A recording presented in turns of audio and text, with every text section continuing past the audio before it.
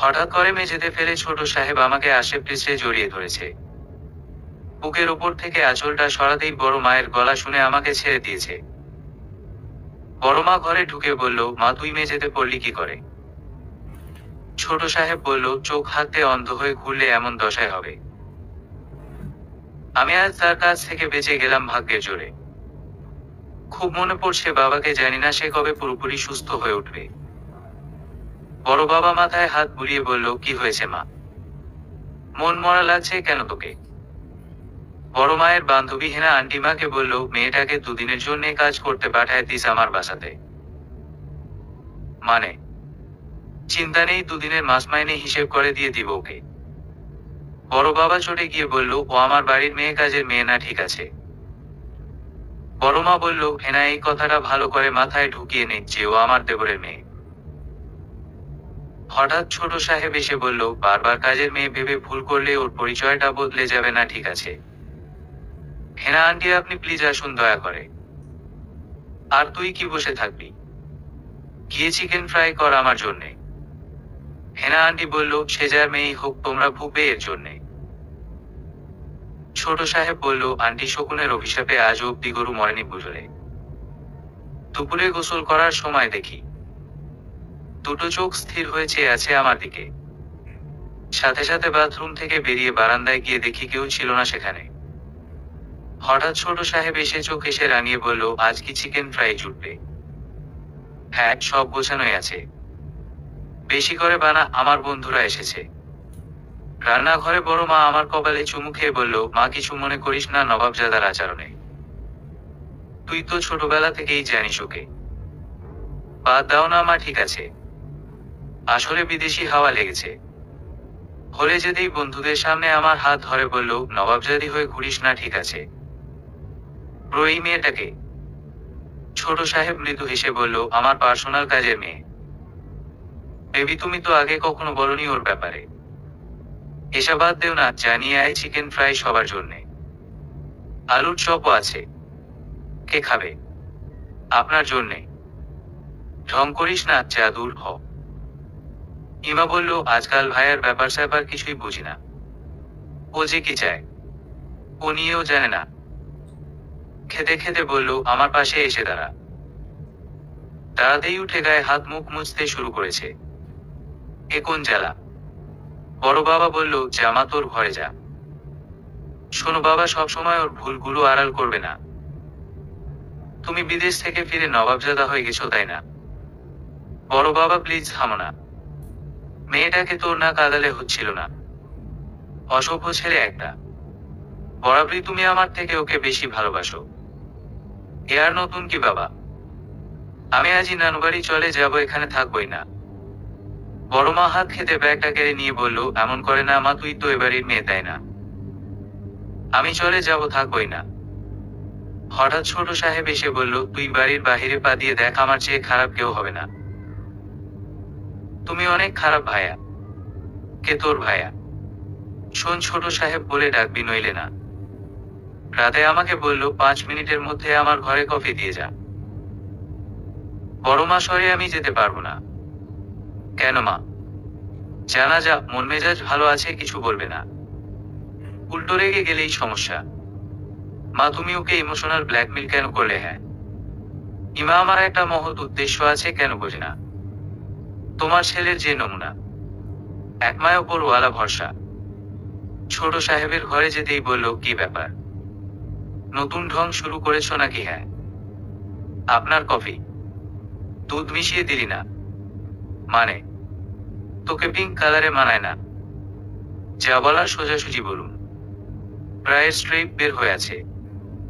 Pink কালারের পরেছিস, তাই না? ওই দিনের পর আজ 2 দিন আমি ওনার আশেপাশে যাই না। হঠাৎ সকালে এসে এক বালতি পানি গায়ে ঢেলে দিয়ে বলল, তোকে না বললাম কফি দিয়ে যা? বানাতে তো সময় লাগে, তাই না? বেয়াদব মেয়ে, মুখে মুখে তর্ক করা, তাই না? হঠাৎ এসা আপু এসে বলল, বেবি ঘুরতে চলো না? হ্যাঁ চলো, যত সব সাবস্ট্যান্ডার্ড লোকের কারখানা। রাতে হালকা সেজেগুজে ছবি তুলছি, সেই চোখ দুটো যেন পিছু ছাড়ছে না। খেয়াল করে দেখি ছোট সাহেব পেছনে দাঁড়া। হঠাৎ আমার ঠোঁটের লিপস্টিক, চোখের কাজল, কপালের টিপ মুছে দিয়ে বলল, এখন খুব সুন্দর লাগছে, নজর ফেরানো যাচ্ছে না। মানে? হাসিতে আছে, স্বামী ছাড়া পরপুরুষকে সৌন্দর্য প্রদর্শন করা যায় না।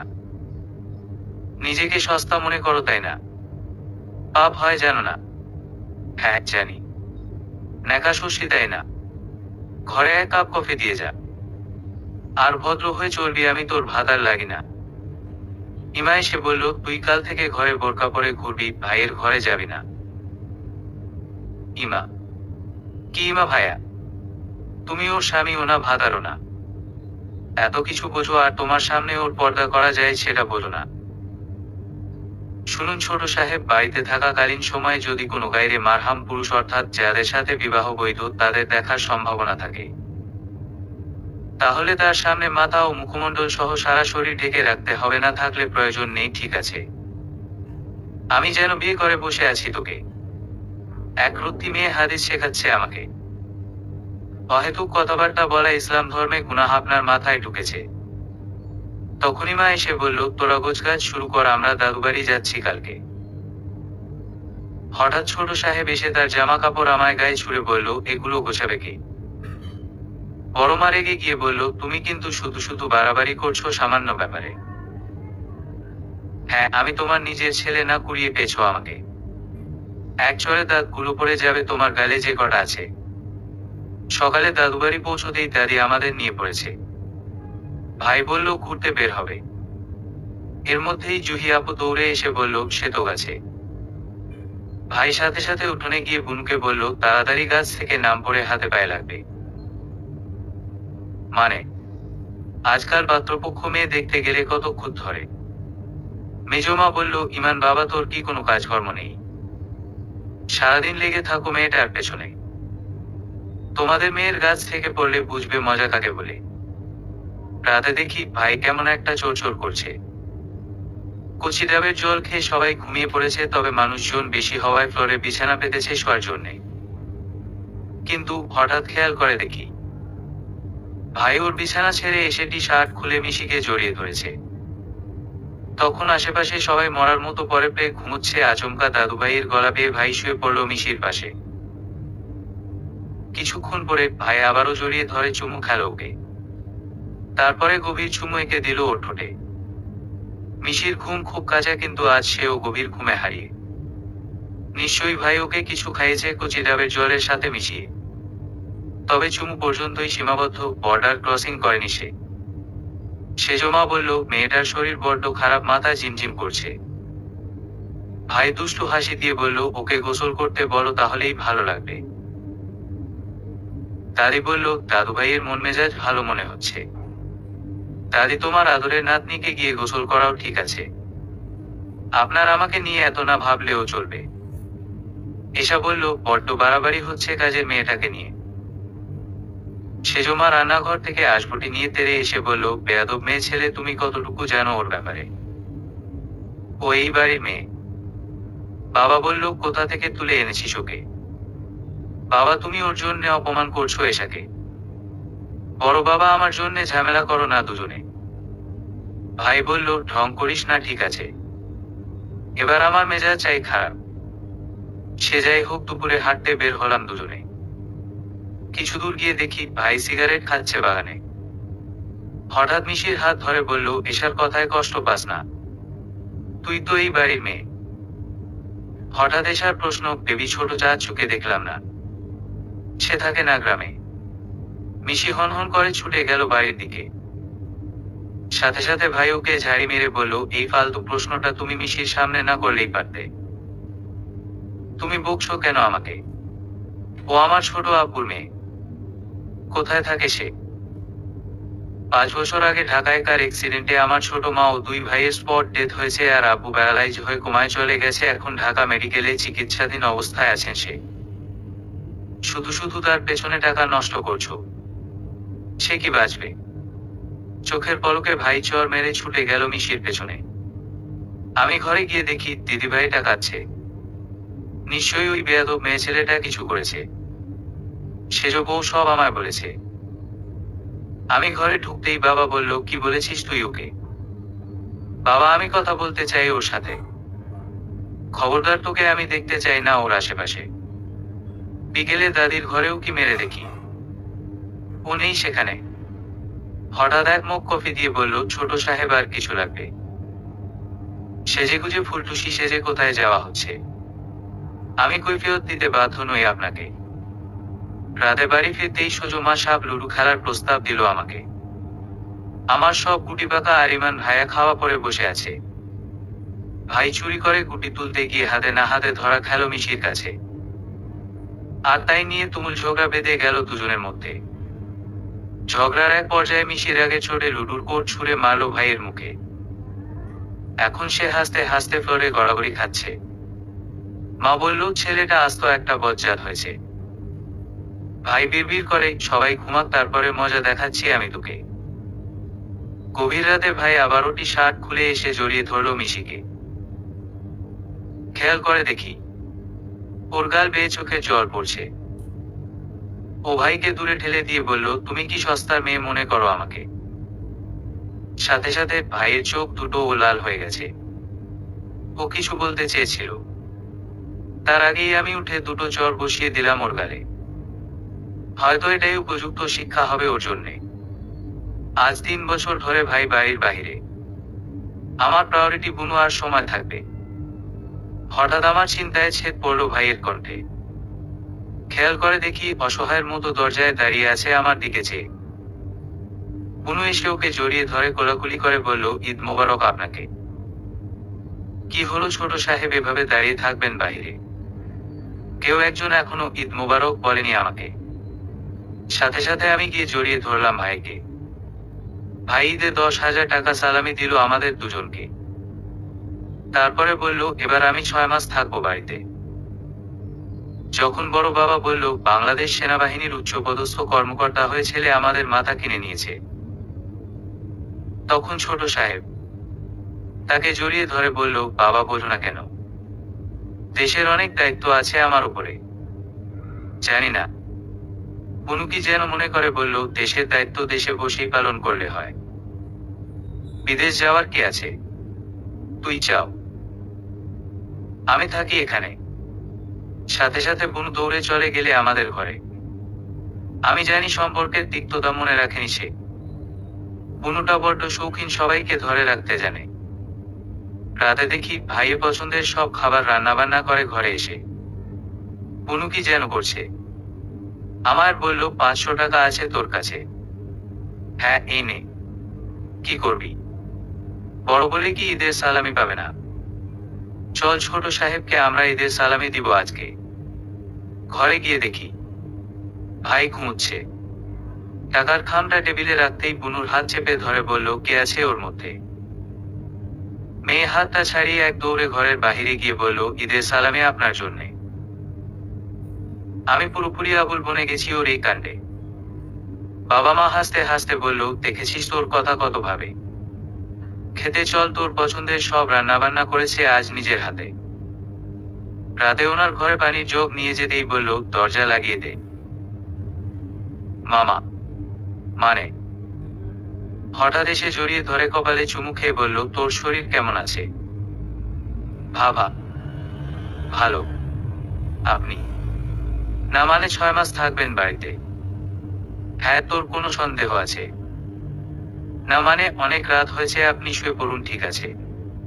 তোকে সালামি দিতে কে বলেছে? কেউ না। না মানে বলেনি আমাকে। তুই আগের থেকে অনেক সুন্দরী হয়ে গেছিস, কেউ বলেছে তোকে? তোকে কেউ বলেনি তুই অনেক সুন্দর হয়ে গেছিস আগের থেকে। সে যাই হোক, আমার ঈদ সালামিতে বড় জোর ব্র্যান্ডের জাঙ্গিয়া জুটবে। হঠাৎ ছোট সাহেব বেখেয়াল হতেই কোনো মতে ধাক্কা মেরে পালিয়ে এলাম ঘরে।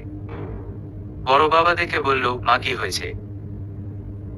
মানে পাশের বাসার বেড়ালটা বড্ড জ্বালাতন করছে। মায়ের ঘরে গিয়ে দেখি ও ঘুমিয়ে আছে সেখানে। এর মধ্যে এসার গলা পেয়ে নিচে গিয়ে দেখি ও এসেছে এত রাতে ঈদের শুভেচ্ছা বিনিময় করতে। ইমা বলল, বুনুকে ডেকে নিয়ে আসি, আজ মজা করব সবাই মিলে। দেখিমা, এই বাজি ফোটানো আমার জন্য না, ঠিক আছে? উনি ঝাড়ি মেরে বলল, তুই এত মুখে মুখে তর্ক করা শিখলি কবে? বড় বাবা বলল, মেয়েদের জন্য জল থেকে ফল তোলা খেলার আয়োজন করা হবে। তারপরে সবাই মিলে লুডো চ্যালেঞ্জ নিবে আর প্রাইজ ডিস্ট্রিবিউশন করা হবে। ইমা বলল, ঠিক তাই, বাবা আর ভাইয়া আমাদের বিচারক হবে। বড় মা বলল, আমি বাবা ঘুমবো জম্পেশ করে। আমিও কিন্তু বড় মায়ের দলে। হঠাৎ উনি আমাকে টানতে টানতে বাসার বাহিরে নিয়ে গিয়ে বলল, আমার কথার অবাধ্য হলে তোর হাড্ডি গুড্ডি ছুটিয়ে ফেলবো, চিনিস আমাকে। একরকম আমার ভয়ে মেয়েটা খেলতে নেমেছে। এসা আপু আমাকে বলল, মিশি তোমার ভাই আমার ছোটবেলার ক্র্যাশ। প্লিজ আজ এই গেমটা জিতিয়ে দিও আমাকে। কেন? অন্তত আমার কোনো গুণ তো ওর চোখে পড়বে। ও সবসময় তোমার প্রশংসা করে সবার কাছে। বাবা দলেতলে এত। যাক, ভালোই হবে, আমি খুব শান্তি পাবো তাহলে। গেম শুরু হতেই দেখলাম চিটিং হচ্ছে। ও জল থেকে ফল তুলে একটা নিজের কাছে রেখে বাকি সব এসার হাতে ধরিয়ে দিচ্ছে। বাবা এতটা বিচক্ষণ মানুষ, পুরোটাই তার নজরে। কাউন্টিং এর সময় এসা লাফাচ্ছে জয় হবে এর জন্যে। আমার মেজাজ এত খারাপ হলো, ফলের ডালা দুটোই ফেলে দিলাম ধাক্কা মেরে। ইমা জয়ী হলো বিনা বাধাতে। রাতে দেখলাম ছোট সাহেব ফোঁস করছে। হঠাৎ আমার ঘরে এসে ধাম করে দরজা লাগিয়ে দিল সে। এক ধাক্কা বিছানায় ফেলে গায়ের পাঞ্জাবিটা খুলে এগিয়ে এলো আমার কাছে। আমি যখন বিছানা থেকে নামতে লাগলাম, খুব শক্ত করে চেপে ধরলো আমাকে। পিঠে চুমু খেতে খেতে জড়িয়ে ধরে বলল, আজ সুখের রাজ্যে ভ্রমণ করাবো তোকে। তারপরে মুখ লুকনোর জায়গা খুঁজিস অন্য কারো বুকে। খুব শখ হয়েছে, খুব দয়া না তোর শরীরে। আজ এই রাতে তোকে কে বাঁচাবে আমার হাত থেকে? ভাইয়া আমাকে ক্ষমা করে দাও। আমার সর্বনাশ করো না এভাবে। আমি কি ভুল করেছি বলো আমাকে। তোর সাহস কি করে হয়? তুই আমার অবাধ্য হলি কেন ওভাবে? চিটিং করো, চিটিংবাজ তৈরি হয়েছ তুমি কলেজে। এসা আপু ভালোবাসে তোমাকে আমি জানি, কিন্তু আমি ভালোবাসি না ওকে। আর তোকে দয়া দেখাতে কে বলেছে? আপু সাহায্য চেয়েছিল আমার কাছে। আজকে ছেড়ে দিলাম, আমি আর কখনোই ক্ষমা করব না তোকে। তোর মনে হয় না কেউ তোকে খুব ভালোবাসে, নিজের করে পেতে চায় তোকে? কলেজে অনেক ছেলে আছে যারা লাইন মারে আমার উপরে। তুই একবার মেরে দেখ, তোর হাড্ডি গুড্ডি ছিঁড়ে ফেলবো একেবারে। কেন? বড় ভাইয়ের জন্যে। সবসময় ভাই ভাই করবি না, আমি তোর মায়ের পেটের ভাই না, ঠিক আছে? তুমি পাঞ্জাবিটা পরে নাও, খারাপ দেখতে লাগছে। একদম ঢং করবি না আমার সামনে। তাহলে আদর কর আমাকে। তুই কিন্তু রাগিয়ে দিচ্ছিস আমাকে। অন্তত গালে চুমু দে। দেখ, তোর কান্না আমি সহ্য করতে পারি না তাই। তখনই আলতো করে চুমু খেলো আমার গালে। মৃদু মৃদু হেসে বলল, সারাক্ষণ টমেটোর মতো লাল হয়ে থাকো কেন ওভাবে? রাগলে মোটেও ভালো লাগে না তোমাকে। ঢং করিস না, ঠিক আছে? ইমার গলা পেয়ে সাথে সাথে ছুটলো বাহিরে। বৃষ্টির মধ্যে দাঁড়িয়ে ভেঙাচ্ছে আমাকে। আমি চাইলে অনেক কিছুই করতে পারতাম, কিন্তু ওর মুখের হাসিটা বরাবরই খুব পছন্দের আমার কাছে। ভোর রাতে হঠাৎ হাস হাস শব্দ শুনে উঠে দেখি বিচ্ছু পাটিকে। হাতে না হাতে ধরলাম মিশিকে, কারণ পটকা ফাটাচ্ছিল আমার বেডের নিচে। ইমা বলল, প্লিজ ভাই, ক্ষমা করে দে। আগে 100 বার কান ধরে উঠবোস কর, তারপরে ভাই প্লিজ অন্য শাস্তি দে। আমরা কিন্ডারগার্টেনের স্টুডেন্ট নই, ঠিক আছে? ওকে, তাহলে মিশিকে বল চুমু দিতে। অনু প্লিজ জাস্ট একটা চুমু দিয়ে দে না ওকে।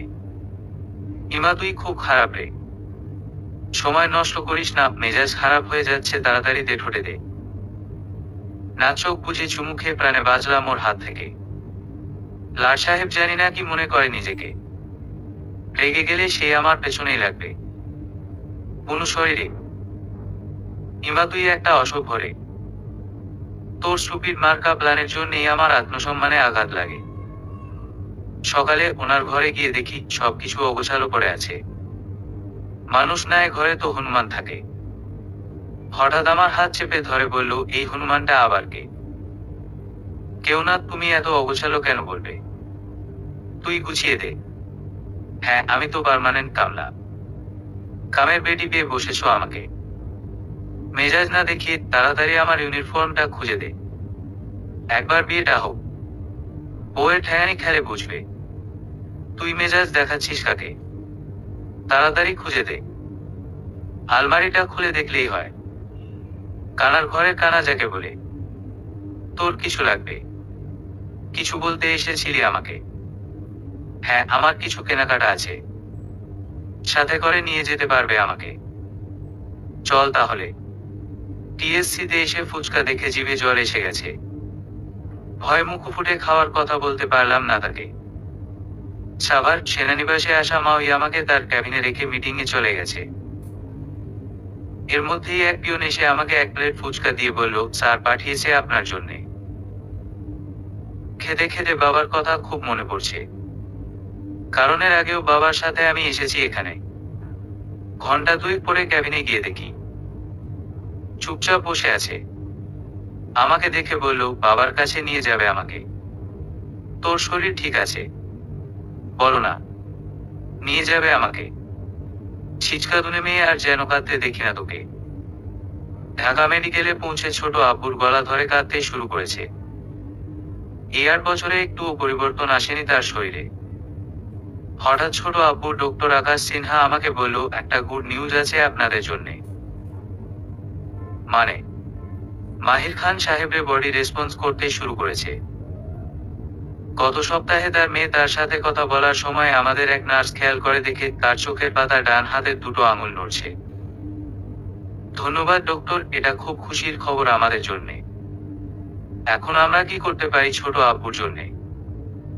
আমার মনে হয় পেশেন্টকে বাড়িতে নিয়ে গেলে খুব উপকার হবে। ওনার মেয়ে ওনার সাথে প্রতিদিন 1 ঘন্টা করে কথা বললেই যথেষ্ট ওনার জন্যে। মা সবটা শুনে মিশিকে আদর করে বলল, মা তোর দোয়া কবুল হয়েছে। একটু ধৈর্য ধর মা, সব আগের মতো ঠিক হয়ে যাবে। বাবা বলল, মা আর যেন তোর চোখে জল দেখি না, ঠিক আছে? ইমা বলল, কাঁদুক না, আমি তো আছি ঠেঙানোর জন্যে। আমি কিন্তু কোনো অংশে কম যাই না, মিশিতা ভালো করেই জানে। রাতেও খায়নি শুনে ওর ঘরে গিয়ে দেখি তাহাজ্জুদের সালাত আদায় করছে। নামাজ শেষে আমায় দেখে মিষ্টি হাসি দিয়ে বলল, ডক্টর সিনহাকে বলেছি ডিসচার্জের ব্যবস্থা করতে। চল খেয়ে নে, অনেক রাত হয়েছে। খুশিতে আত্মহারা হয়ে নাওয়া খাওয়া ভুলে গেলে চলবে। আগে বাবার ঘর গোছগাছ করি তারপরে। বড় মা বলল, আগে খাওয়া তারপরে সব হবে। নে মা, হা কর, আমি খাইয়ে দিচ্ছি তোকে। বড় বাবা বলল, মা তুই অসুস্থ হলে সবার খেয়াল রাখবে কে? ইমা মুখ ভিঞ্চে বলল, বুনু আমি একা একা চুল বাঁধতে পারি না যে। সাথে সাথে উনি বলল, ইমা তোকে যে কোন ছেলে বিয়ে করবে, আর করলে ও সামনের গেট থেকে ঢুকিয়ে পেছনের গেট থেকে ছুড়ে ফেলবে। অকাল কুষ্মাণ্ড মেয়ে। ভাই তুই একটা কুত্তা, বউ নেই তোর কপালে। প্লিজ, তোদের ঝগড়া করতে হলে বাহিরে গিয়ে কর, আমাকে আমার কাজ করতে দে। বিকেলে ছোট আব্বুকে বাসায় নিয়ে আসার পর থেকে ওকে খুব হাসি খুশি মনে হচ্ছে। আব্বুর ঘরে গিয়ে দেখি তার ঘরটা খুব সুন্দর করে সাজিয়েছে আর বুকের ওপরে মাথা রেখে গল্প করছে। আব্বু রেসপন্স করছে, আস্তে আস্তে হাতের আঙুলগুলো নড়ছে। খেয়াল করে দেখি ইমা দরজার আড়ালে লুকিয়ে কাঁদছে। আমি আর কিছু বলিনি, দাঁড়িয়েছিলাম ঘরের বাইরে। হঠাৎ মিশি বলল, ইমা তোকে আর লুকিয়ে লুকিয়ে কাঁদতে হবে না, বেরিয়ে আয় বাহিরে। না, আসবো না। ঠ্যাঙানি চিনিস না, চিনাই দিতাম তোকে। ইমা দরজার পেছনে থেকে ছুটে গিয়ে জড়িয়ে ধরল ওকে। হঠাৎ আমাকে চোখ রাঙিয়ে বলল, আর আপনি বাহিরে কেন? আসুন ভেতরে। পরে আসি, কাজ আছে। আমার এক বন্ধু আসবে। সন্ধ্যায় ওনার এক বন্ধু এসে 5টা ক্যামেরা লাগিয়ে কানেক্ট করে গেল সবার ফোনের সঙ্গে, যাতে বাসায় সবাই মিলে মনিটর করতে পারে বাবাকে। রান্নাঘরে চিকেন ফ্রাই করছিলাম, হঠাৎ এসে বলল, আমার একটা থ্যাঙ্কস পাওনা আছে তোর কাছে। না মানে ক্যামেরা লাগানোর বুদ্ধিটা তো আমার মাথা থেকেই বের হয়েছে। তো চিকেন ফ্রাই করেছি কি আমি খাবো এর জন্যে? না, আসলে ফ্রাইড রাইস খেতে মন চাইছে। আমার হাত দুটো 10টা না, ঠিক আছে। ফ্রাইড রাইস খাওয়ার জন্য ওয়েট করতে হবে, সাথে শাসলিক চাই হবে। হঠাৎ মা এসে কান টেনে ধরে বলল, তুই যাবি এখান থেকে? তোর বিয়ে করা বউ না যে 24 ঘন্টা তোর 5 মাস খাটবে। এর মধ্যেই ইমাই নিয়ে বিনিয়ে বলল, বুঝলে মা, ও সেটাই মনে করে। তুই দাঁড়া শাকচুন্নি, আজ দেখাচ্ছি তোকে। বড় মা, প্লিজ ওদের থামাও, না হলে তৃতীয় বিশ্বযুদ্ধ শুরু হয়ে যাবে। যা পারে করুক, আমি বিরক্ত হয়ে গেছি ওদের জন্যে। রান্নাঘর থেকেও কি মেরে দেখি, দুটো মিলে চুল ছেঁড়াছুড়ি করছে। ইমাকে মারতে গিয়ে সে নিজেই ফ্লোরে পড়ে গড়াগড়ি খাচ্ছে। এই সুযোগে ইমা ওনার পিঠে চেপে বসে ও মাধ্যম দিচ্ছে। খেয়াল করে দেখি ও রান্নাঘর থেকেও কি মেরে মুখ চেপে ধরে হাসছে। হঠাৎ আমাদের চোখাচোখি হতেই চোখ সরিয়ে নিল সে। অবশেষে বাবা এসে খুব বকলো আমাদের দুজনকে। রাতে ওদের ঘরে গিয়ে দেখি মিশির কোলে মাথা রেখে শুয়ে আছে সে। হঠাৎ আমায় দেখে ইমাদের এসে বলল, কুত্তা, তুই এলি কেন আমার ঘরে? শাকচুন্নি, তোর ঘরে কে এসেছে? আমি মিশির কাছে এসেছি ফ্রাইড রাইস খাওয়ার জন্যে। কোনো একদম খাইয়ে দিবি না ওকে? এখন কাটা আঙুল দেখিয়ে তোর কাছে সিম্প্যাথি নিতে এসেছে। তোরা থামো দয়া করে, আপনি যান, আমি আসছি একটু পরে। কোনো একটু বলবি? তুই কি করে সহ্য কর বেয়াদবটাকে? কারণ ছাড়াই তোকে জ্বালিয়ে মারে। এই যে ম্যাডামের রাগ পড়েছে, আপনি কেন পায়ে পা বাঁধিয়ে ঝগড়া করেন ওর সাথে? ও সবসময় আমার পেছনে লেগে থাকে কেন ভাবে? দেখি হাক করেন আর বক বক কম করেন। এশার নামাজ পড়েছেন? হ্যাঁ পড়েছি। আপনার কাটা আঙুলটা দেখি, খুব লেগেছে নাকি? মিশনে গুলি খেয়েছি আর কি। সে যাই হোক, ফ্রাইড রাইসটা অনেক ভালো হয়েছে, খুবই আমি আর কি। আঙুলটা দেখি, ব্যান্ডেজ করে দিবি নাকি? নয়তো কি সেফটিক হওয়াতে চান নাকি? তুই একটা পারফেক্ট ওয়াইফ ম্যাটেরিয়াল মেয়ে, জানিস কি? আমি জেনে কি করব? তোর ফিউচার হাজবেন্ড অনেক লাকি। হয়েছে, অনেক রাত হয়েছে, আমি এবার আসি। সবসময় আমার থেকে পালাই পালাই করিস, ব্যাপার কি? বয়ফ্রেন্ড টয়ফ্রেন্ডে আছে নাকি? পালাই ষাট মানুষ আর পাননি। বাবার কাছে যাচ্ছি। এসব উদ্ভট চিন্তা ভাবনা বাদ দিয়ে ঘুমান। আমি আজ অব্দি বুঝতে পারিনি আপনার সমস্যা কি। তুই প্রেম টেম করলে তোর ঠ্যাং খড়া করে ঘরে বসিয়ে রাখার খুব ইচ্ছে আছে তো, তাই আর কি। সকালে ওনার ঘরে গিয়ে দেখি বিছানায় নেই তিনি। নাক ডাকার শব্দ শুনে খেয়াল করে দেখি মেঝেতে পড়ে পড়ে ঘুমোচ্ছেন তিনি। আমি কাছে যেতেই হাত টেনে ধরে বলল, বিছানা থেকে পড়ে গেছি আমি। অনেক কষ্টে হাসি সামলে বললাম, আপনার মতো অলস আমি আর দুটো দেখিনি। আমি অলস নই, গভীর ঘুমে ছিলাম তাই বুঝতে পারিনি। অবুঝ শিশু আপনি। কথা না বাড়িয়ে হাত ধরে টেনে তোলো দেখি। হঠাৎ এশা আপুকে দেখে ভাবলাম দুষ্টুমি করি। উনি চোখ বুঝেছিল, তাই এশা আপুকে আস্তের করে বললাম, টেনে তোলো দেখি। আপু হাত ধরে টেনে তুলতেই উঠে দাঁড়িয়ে ওকে জড়িয়ে ধরেছে। তখনই মার অট্ট হাসি। চোখ খুলে আমাকে সামনে দেখে এশা আপুকে এমন জোরে ধাক্কা দিল যে আর একটুর জন্য বেচারির কপাল ফেটে যায়নি। আমি ওর দৌড়ানি খেয়ে বড় বাবাকে গিয়ে জড়িয়ে ধরেছি। বড় মা ওকে বলল, আবার নেংটি পরে ঘুরছিস? তোর ভালো কোনো শার্ট প্যান্ট নেই নাকি? মা এটাকে শর্টস বলে। বাদর ছেলে, বেশি জ্ঞান দিতে এসো না, ঠিক আছে? ফ্রেশ হয়ে ভালো জামা কাপড় পরে চলে এসো নিচে। বড় মা, বাবা তোমাদের অনেক ধন্যবাদ আজ বাঁচালে আমাকে। বড় মা বলল, আমার সোনা মেয়ে। মা আয় তো রান্নাঘরে। রান্না করতে করতে দেখি ভদ্রলোক দরজার সাথে হেলান দিয়ে দাঁড়িয়ে। বড় মা যেতেই আমার হাত থেকে হলুদ মরিচের থালাটা কেড়ে নিয়ে বলল, আমাকে কফি দেবে কে তোর মেয়ে? আমার মেয়ে থাকলে তো বলতাম, মামনি কফিটা গিয়ে দিয়ে আয় তো মামাকে। মামা বলে ডাকবে কেন ও আমাকে? নয়তো কি বাবা বলে ডাকবে? শোন, আমার একটু আপত্তি নেই তুই রাজি থাকলে। আমি এই কথাটা বলতে চাইনি, ক্ষমা করে দিন আমাকে। তখনই মা এসে বলল, বুনু দেখ ভাই, এই সুন্দর শাড়ি দুটো অস্ট্রেলিয়া থেকে এনেছে তোর জন্যে। আপনাকে এত টাকা নষ্ট করতে কে বলেছে? আমার আলমারি ভরা অনেক শাড়ি আছে, ঢং করিস না, ঠিক আছে? আমার ইচ্ছে হয়েছে তাই এনেছি তোর জন্যে। ধরুন আপনার কফি, বিস্কিট বক্সে রাখা আছে। ওই মেজাজ দেখাচ্ছিস কাকে? তোর ব্লাউজ পেটিকোট আন্দাজে মাপ দিয়ে বানিয়ে এনেছি, পরে দেখিস, ঠিক আছে? আপনি দয়া করে যান এখান থেকে। জানি না কোন মেয়ে এমন ঘাট তারা বিয়ে করবে। চুপ, জ্যাম পাউরুটি দিয়ে যা আমার ঘরে। ইমা, তোরা এর বিয়ে দিচ্ছিস কবে? বুনু, ভালো মেয়ে পেলেই দিয়ে দিব।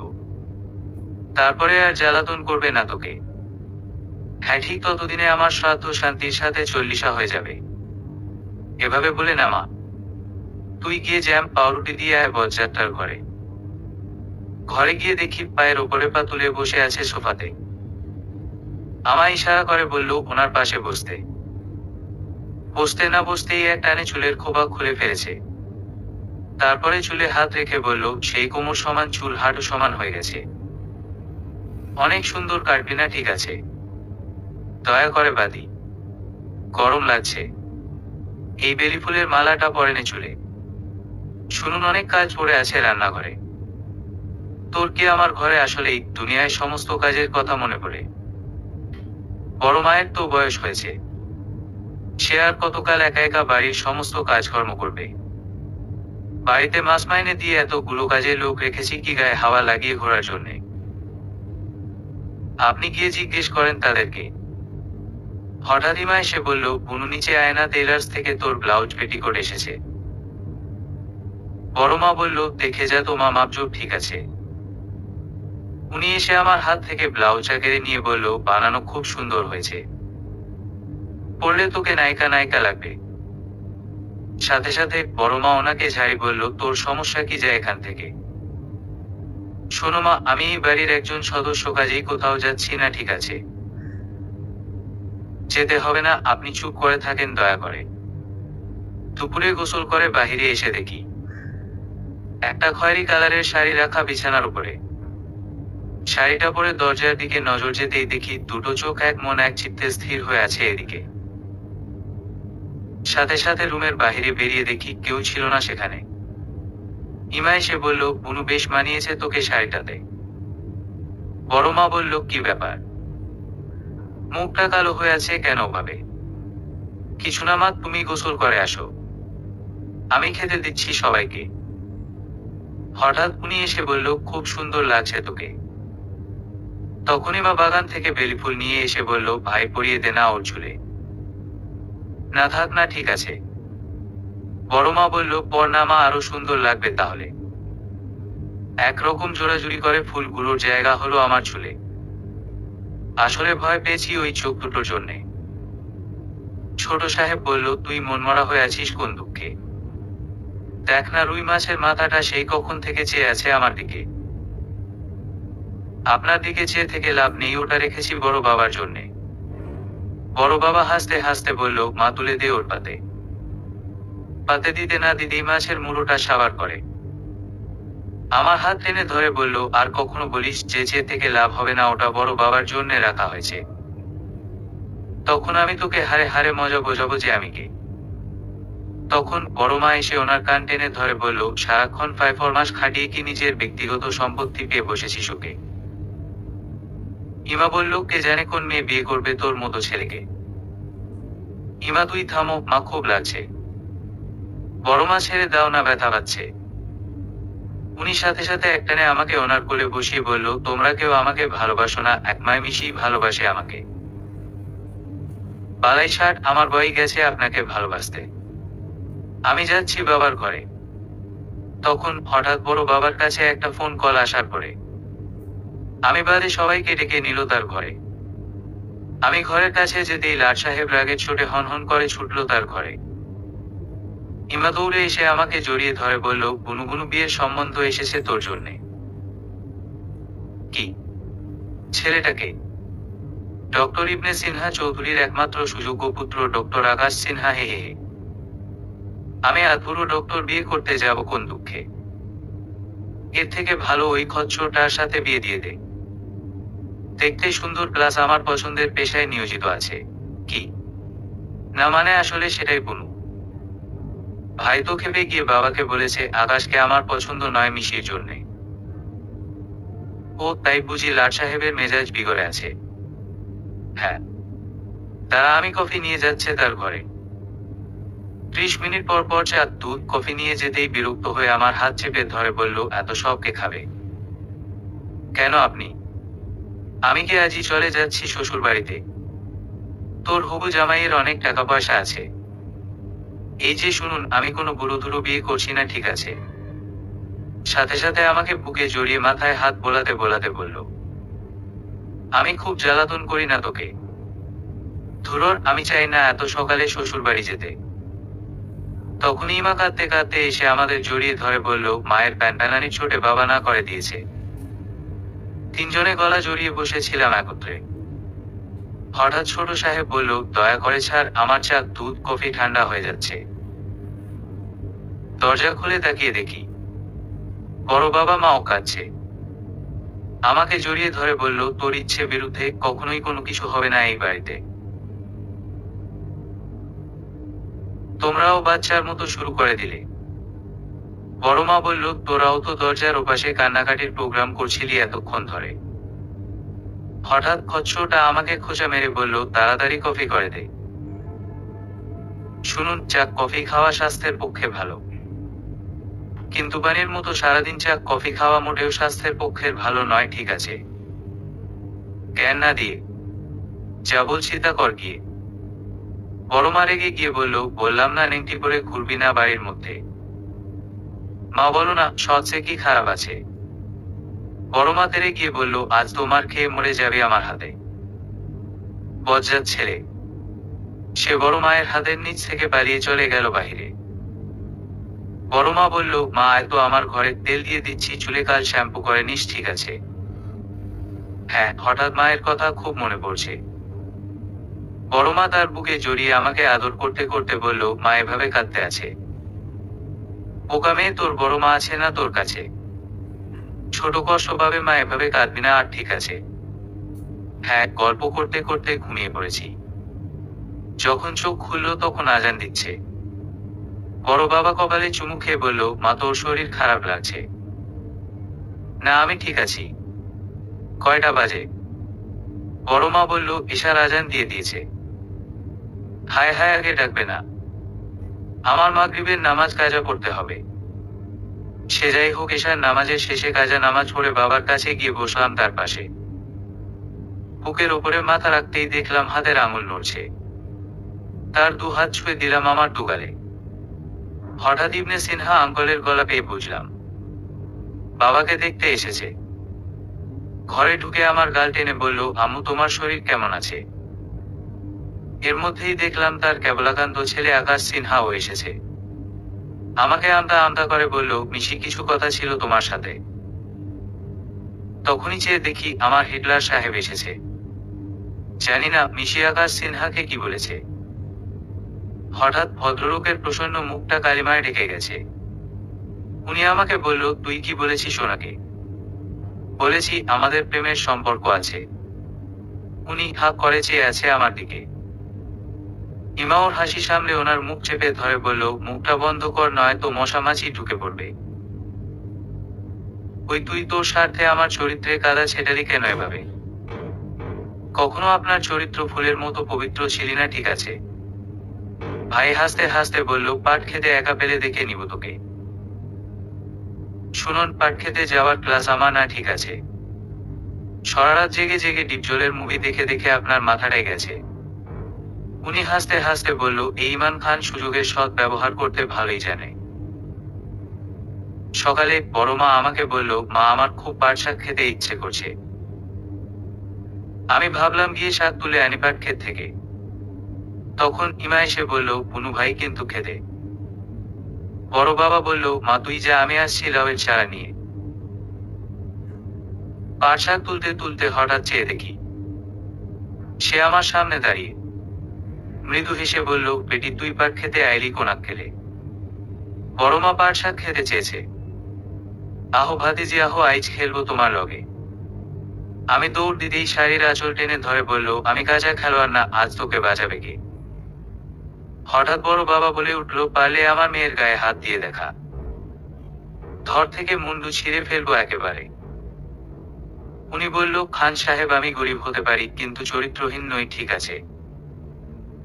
তারপরে বড় বাবাকে আর কিছু বলার সুযোগ না দিয়ে মানে মানে কেটে পড়েছে।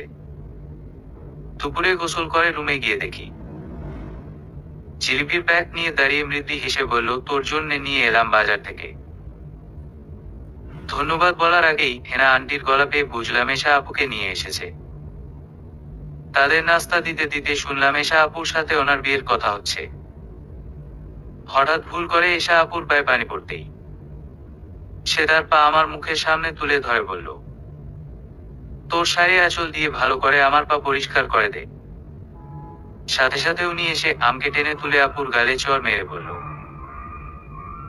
আমার মিশি তোর বাড়ির কাজের লোক না, ঠিক আছে? হেনা আন্টি বলল, বাবা তুমি এই মেয়েটির জন্য আমার মেয়ের গায়ে হাত তুললে? হ্যাঁ তুলেছি। এখন কি ভুল শুধরে আপনার গায়ে হাত তুলতে হবে? ইমান বাবা এসা কয়দিন বাদে তোমার বউ হবে। বড় মা বলল, হেনা আমি তো এমন কোনো কথা দিয়ে রাখিনি তোকে। হেনা আন্টি আপনার মেয়ের কোনো যোগ্যতা নেই যে সে আমার বউ হবে। কাজেই যেখানে সাদা চামড়ার দর আছে সেখানে গিয়ে বেঁচে আসেন আপনার মেয়েকে। আর মা তুমি এখানে বসে এই মহিলার বাজে গপ্প শুনছিলে। আজকের পরে যেন ইমা মেয়েকে দেখি না আমার বাড়িতে। এশা আপু ওনার হাত চেপে ধরে বলল, ইমান আমরা ছোটবেলার বন্ধু আর আমি ভালোবাসি তোমাকে। এশা তোমার মতো ৫-১০টা ছেলের সাথে নাইট স্টে করা মেয়ে কখনো আমার যোগ্য হতে পারে না, বুঝলে? আর আন্টি আপনার মেয়ের যে চরিত্র তাতে ভালো ছেলে পাওয়া দুষ্কর হয়ে যাবে। আর যদি পেয়েও যান সে ওর রূপের জোরে। যাই হোক বাসার দরজা খোলা আছে, প্লিজ আসুন দয়া করে। আপনি কেন ঝামেলা করলেন আমার জন্যে? হেনা আন্টি ঠিকই বলে, আমি একটা অপায় মেয়ে। মুখে মুখে তর্ক করা। এক চড়ে তোর গালে যে কটা দাঁত আছে সব কটা খুলে পড়ে যাবে। মা ওকে ওর ঘরে যেতে বলো, আমার মেজাজ কিন্তু খারাপ হয়ে যাচ্ছে। তখন হঠাৎ আমার বন্ধু রাফি এলো বাড়িতে। ও ক্লাস 6-এ থাকতেই স্কলারশিপ নিয়ে লেখাপড়া করতে চলে গেছে দেশের বাইরে। কথায় কথায় বলল, সেই কবে তোকে ফেসবুকে ফ্রেন্ড রিকোয়েস্ট পাঠিয়েছি, এখনো ঝুলিয়ে রাখবি আমাকে? আর চোখে চেয়ে দেখি ভদ্রলোক অগ্নিশর্মা হয়ে চেয়ে আছে আমার দিকে। বড় মা বলল, নাস্তা দিতে রাফিকে। রাফি খেতে খেতে বলল, তোর হাতের নুডলসের স্বাদ এখনো আমার জিভে লেগে আছে। এরপরে দেশে আসলে রান্না খেতে আসবো তোর হাতে। তুই তো বললি না আঙ্কল আন্টি কেমন আছে? বাবা মা ভালোই আছে, এখনো খুব মনে করে তোকে। রাফি যেতেই মনে হলো হিটলার রেগে আছে। ওনার ঘরে কফি নিয়ে যেতেই মগটা ছুঁড়ে ফেলে বলল, ফেসবুক চালানো হচ্ছে। নশা মেয়ে মানুষ, তোকে কতবার ছেলেদের সাথে মিশতে বারণ করেছি। ভুলেও যেন দেখি না আমার ঘরে যা, দূর হ চোখের সামনে থেকে। বড় মা ওনাকে বলল, তোকেও যেন দেখি না ওর আশেপাশে। মা চল তো, কিছু কথা আছে তোর সাথে। বড় মা আমার জন্য সবটা কেটে ঘ হয়ে গেছে। সত্যি আমি অপায় মেয়ে, ধুরোর বোকা মেয়ে। তোর এই বড় মা কখনোই ঘাসে মুখ দিয়ে চলে না, ঠিক আছে? এশার যে ৫-১০টা ছেলের সাথে শারীরিক সম্পর্ক আছে সে খবর আমার কাছেও আছে। আমার মাথা কি খারাপ অমন মেয়েকে ছেলের বউ করে আনবো বাড়িতে? এশা ইমানের বিয়ের স্বপ্ন হেনা দেখছে আমি না, ঠিক আছে? আমি তো কথা দিয়েছি ছোটকে। মানে মা তুই যখন ওর পেটে ছিলি তখনই বিয়ে, তোদের বিয়ে ঠিক করে ফেলেছি। বলি আমার ছেলেকে নিজের কবে করে নিবি শুনি? বড় মা তোমার মাথাটা গেছে নাকি? আমি ওনাকে চা দিয়ে আসি। চা দিতে গিয়ে দেখি গভীর ঘুমে মগ্ন তিনি। এই সুযোগের আস্তে ওনার পাশে শুয়ে পড়েছি। যখন ঘুম ভাঙল তখন আমাকে আশে পেশে জড়িয়েছিলেন তিনি। আমি ওনাকে সরানোর বৃথা চেষ্টাই করছি। উনি হঠাৎ আমার কপালে চুমু খেয়ে বলল, এখনো রেগে থাকবি নাকি? আমি না, আপনি রেগে আছেন দেখি। তোকে কতবার ছেলেদের সাথে মিশতে মানা করেছি। আর এই ফেসবুক অ্যাকাউন্ট কবে খুললি? ভালো মেয়েরা ফেসবুক চালায় নাকি? সবাই চলায়, আমি চালালে ক্ষতি কি? ক্ষতি নেই, তবে গ্রুপ ফটো দিবি আর খেজুরে আলাপ কম করবি। এবার উঠে আমার পাশে দাঁড়াতো দেখি। কি ভাবছি, তোর মতো 5 ফুট 3 হাইটের একটা বাউটটা বিয়ে করলে আমার সুখ হবে কি? মানে হঠাৎ আমার মাথাটা বুকের সাথে চেপে ধরে বলল, 6 ফুট 2 আমি।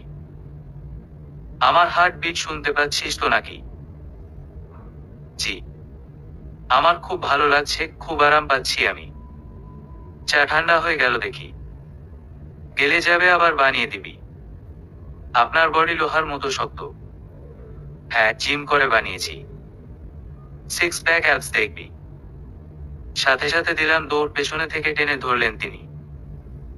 হাতে সুতো দিয়ে বলল, পাঞ্জাবির বোতামগুলো ছিঁড়ে গেছে, অন্তত সেগুলো লাগিয়ে দিবি। পাঞ্জাবিটা খুলে দিন। কেন পরে থাকলে অসুবিধে কি? আচ্ছা, আমি এভাবেই লাগিয়ে দিচ্ছি। বোতাম লাগাতে লাগাতে খেয়াল করে দেখি ওনার খুব কাছে চলে এসেছি। হঠাৎ আমাকে জড়িয়ে ধরে দু গালে চুমু খেয়ে বলল, দুটো বোতাম লাগাতে এত সময় লাগে নাকি? এই তো হয়ে গেছে, আমি এখনই সুই খুলে নিচ্ছি। কড়া করে 1 কাপ কফি বানা, আমি এখনই নিচে আসছি। ওনাকে কফি দিয়ে রাফি রানা চকলেট খাচ্ছিলাম, সেখানেও ভাগ বসালেন উনি। বলল, রফি ছেলেটা অনেক ভালো। আমি তো অন্য কিছু মনে করেছি। আপনার এই উদ্ভট চিন্তা ভাবনার জন্যই ভয়ে চোটে আমি তটস্থ হয়ে থাকি। শোন, মুখে মুখে তর্ক করা একদম পছন্দ করি না আমি। রাতে পায়ে আলতা পড়ছিলাম, খেয়াল করে দেখি দরজার কাছে দাঁড়িয়ে তিনি। বড় মা বলল, বাবা তোকে না আমি ওর আশেপাশে ঘুরতে বারণ করেছি। আশ্চর্য মা, ওর কাছে আমার কোনো কাজ থাকতে পারে না নাকি? আপনার কিছু লাগবে নাকি? রাতে মিটিং আছে। আমার এই স্যুটটা আয়রন করে দে দেখি। আয়রন করছিলাম তখন আমার কানের কাছে এসে বলল, লাল শাড়ি পায়ে আলতা, চোখে কাজল কার জন্য পড়েছিস শুনি? বারে আমার কি একটু সাজতে নিচ্ছে করে না নাকি? তাই বলে ফুল প্যাকেজ বউ সেজে ঘুরবি? আপনার সমস্যা কি? আসলেই তো আমার কি? বলছিলাম আমার সাথে ঘুরতে যাবি। ফুসকা খাওয়ালে ভেবে দেখতে পারি। ফুসকা কেন? তোকে তো মেলায় নিয়ে যাব, রেশমি চুড়ি কিনে দিব ভেবেছি। সত্যি? ইমান খান এক কথার মানুষ, ভুলে গেলি নাকি? যদি বৃষ্টিতে ভিজে যাই? সমস্যা কি? আমি তো আছি নাকি? শুনুন, আমাকে বকাবকি করা যাবে না, আগেই বলে দিচ্ছি। তৈরি হয়ে আয়, আমি নিচে অপেক্ষা করছি। বড় মা ওনাকে বলল, তোর মিটিং এ আমার মেয়েটার কাজ কি? মামিসি গেলে একটু সাহায্য হয়ে যাবে তাই আর কি। ও আচ্ছা, সাবধানে যাস আর আমার মেয়েটাকে দেখে রাখিস। মা, ভয় পাচ্ছ কেন? আমি তো আছি নাকি? আপনার মিটিং আছে না? আসলে মাকে মিথ্যে বলেছি। মিথ্যুক, খুব বড় মিথ্যুক আপনি। প্রফেশনের স্বার্থে মিথ্যে বলা অনেক আগেই শিখে গেছি। আর মিথ্যে না বললে তোকে নিয়ে মা ঘুরতে যেতে দিত কি? তবুও আপনার মিথ্যে বলা উচিত হয়নি। জ্ঞান দিস নাকি কিনবি? আগে মেলায় তো ঢুকি, তারপরে বলছি। কি বলছি? ঝাল ফুসকা খাবো। খাওয়াবেন তো নাকি? বকবক থামা, আমি এখনই বলছি। ভাই, 1 প্লেট ঝাল ফুসকা দেন দেখি। মিশি বলল। আর এই যে কালো শার্ট পরা মামা, ভেলপুরি দেন দেখি। তখন উনি আমার কাছে এসে বলল, সব কি একা একা খাবি? হাক করেন, খাইয়ে দিচ্ছি। তখনই ডক্টর আকাশের মেসেজ, আই লাভ ইউ মিশি। আমি ওনাকে মেসেজ দেখিয়ে বললাম, এত মানুষ সাইজ করলেন, একে একটু সাইজ করেন দেখি। উনি হাসতে হাসতে বলল, পুরোকালের বিমূর্তি। আইসক্রিম খাবো? তোর ঠান্ডার সমস্যা আছে দেখি। আমি কিন্তু রাগ করেছি। রাগ করে লাভ নেই। তোমার যেটাই সমস্যা সেটা পাবে না তুমি, আশা করি বোঝাতে পেরেছি। এত খারাপ কেন আপনি? 5 টাকার একটা কুলফি খেলে হবে কি? 50 টাকার কোন আইসক্রিম বা 25 টাকার চকবার খেতে চাইনি। আমার সিদ্ধান্তে অটল আমি। আমারই ভুল আসা উচিত হয়নি। যদি তোকে 1 ডালা রেশমি চুড়ি কিনে দেই, তাহলে আইসক্রিম খাওয়ার বায়না ছেড়ে দিবি? সাথে আলতা টিপ থাকবে তো নাকি? হ্যাঁ, সাথে কাজল আর পছন্দ মতো শাড়িও ফ্রি। কিন্তু আমার খুব মন খারাপ করছে। কেন? ইমাকে বাসায় রেখে মেলার মধ্যে ঘুরছি। সবদিকে তোর খেয়াল, আমি তো ওর কথা ভুলেই গেছি। শুনুন, ইমার তাদের 3 পিস খুব পছন্দ, ওর জন্য নীল হলুদ কালারের দুটো 3 পিস নিই। হ্যাঁ, আর কিছু। বড় বাবার জন্য ছোট কাচি আর মায়ের জন্য পিঠের সাজ নিব ভেবেছি। তাহলে শুধু থ্রি পিস কিনে দাঁড়িয়ে থাকলে চলবে না? চলেন দেখি। সবার জন্য তো কিনলি, নিজের জন্য কিছু নিবি না নাকি? আপনি তো কত কিছু কিনে দিলেন, টাকা কি খুব বেশি হয়ে গেছে নাকি? তাছাড়া আমি অন্য কিছু খুঁজছি। সেটা কি শুনি? সেদিন তো কফি খাওয়ার মগটা ছুঁড়ে ফেলে দিলেন, এখন কফি করে হাতে খেতে দিব নাকি? আমি অবাক হয়ে মেয়েটাকে দেখছি। হঠাৎ ঝড়ো হাওয়া শুরু হতেই টানতে টানতে ওকে গাড়ির কাছে নিয়ে এসেছি। বৃষ্টি শুরু হতেই ও ভিজতে শুরু করেছে আর আমি ওকে অবাক চোখে দেখছি। যখন ও আমার হাত টেনে ধরে বলল, আপনার মতো রসকসহীন মানুষ আমি আর দুটো দেখিনি, তখন আমি ওর হাত ধরে রাস্তায় নেমে এসেছি আর এখন দুজনেই বৃষ্টিতে ভিজছি, লাফালাফি করছি। হঠাৎ বিদ্যুৎ চমকাতেই আমি ওনাকে ভয়ে চোটে জড়িয়ে ধরেছি। তখনই কেউ বলে উঠল, রোমাঞ্চ করতে হয় ফুটপাতে বসে করুন, মাঝ রাস্তা কি গাড়ির তলে চাপা পড়ে মরতে চান নাকি? ডক্টর আকাশ সিনহাকে দেখে আমি একটু অবাক হইনি, উল্টো আমাকে ছোট সাহেবের বুকে জড়িয়ে থাকতে দেখে ভড়কে গেছেন তিনি। হয়তো সেদিনের ডব কাজে দেয়নি, তাই মেসেজে আই লাভ ইউ মিশে লিখেছিলেন তিনি। আমার সাহেব বলল, আর কতক্ষণ এভাবে দাঁড়িয়ে থাকবি? বাড়িতে যেতে হবে না নাকি? বাড়িতে যেতেই মায়ের প্রশ্ন, তোরা কাক ভেজা কি করে ভিজলি? মিশি সাথে সাথে আমাকে চোখ মেরে বলল, মাকে বলল বড় মা গাড়ি খারাপ হয়ে গেছিল তাই আর কি, বাসায় ফোন করলেই হতো এতগুলো গাড়ি। বড় মা, আজ আমি মেহেদি দিব তোমায় আগেই বলেছি।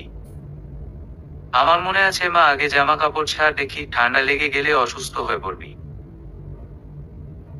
কিছুক্ষণ পরে ওনার ঘরে কফি নিয়ে গিয়ে দেখি ব্যথায় কাতরাচ্ছেন তিনি। সাথে সাথে আমি ওনার বন্ধু ডক্টর আহাদকে ফোন করে বাসায় ডেকে নিয়েছি। আহাদ ভাইয়া ওনাকে বোকা দিয়ে বলল, তোকে না বুকের ক্ষততে পানি লাগাতে বারণ করেছি? তুই বাচ্চা ছেলে নাকি? আহাদ ভাইয়া কি হয়েছে আমি জানতে পারি? বোন, এবার মিশনে ওর বুকে যে গুলিটা লেগেছে তার ক্ষতটা এখনো শুকায়নি। এই যে, আপনি তো আমাকে আগে বলেননি, বললে তুই কি করতি? আহাদ ভাইয়া, আপনি ঔষধ লিখে দিন, বাকিটা আমি দেখে নিচ্ছি। বোন, এই উজবুকটাকে তোর ভরসায় রেখে যাচ্ছি। আহাদ যেতেই কাঁদতে কাঁদতে বলল, আপনার বুকে ব্যথা আমায় আগে কেন বলেননি?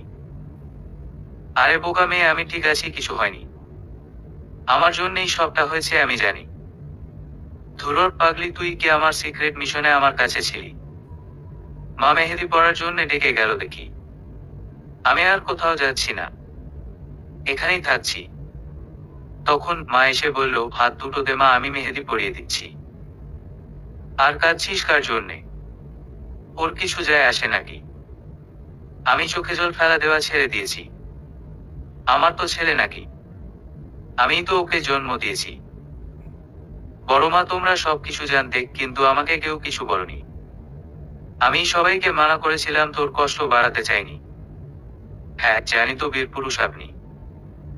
সকালে কাজ করতে করতে বড় মা বলল, মা তুই অনেক ভাগ্যবতী। কেন শুনি? আমার ছেলের রাগ আমার উপরে ঝাড়া শুরু করে দিলি।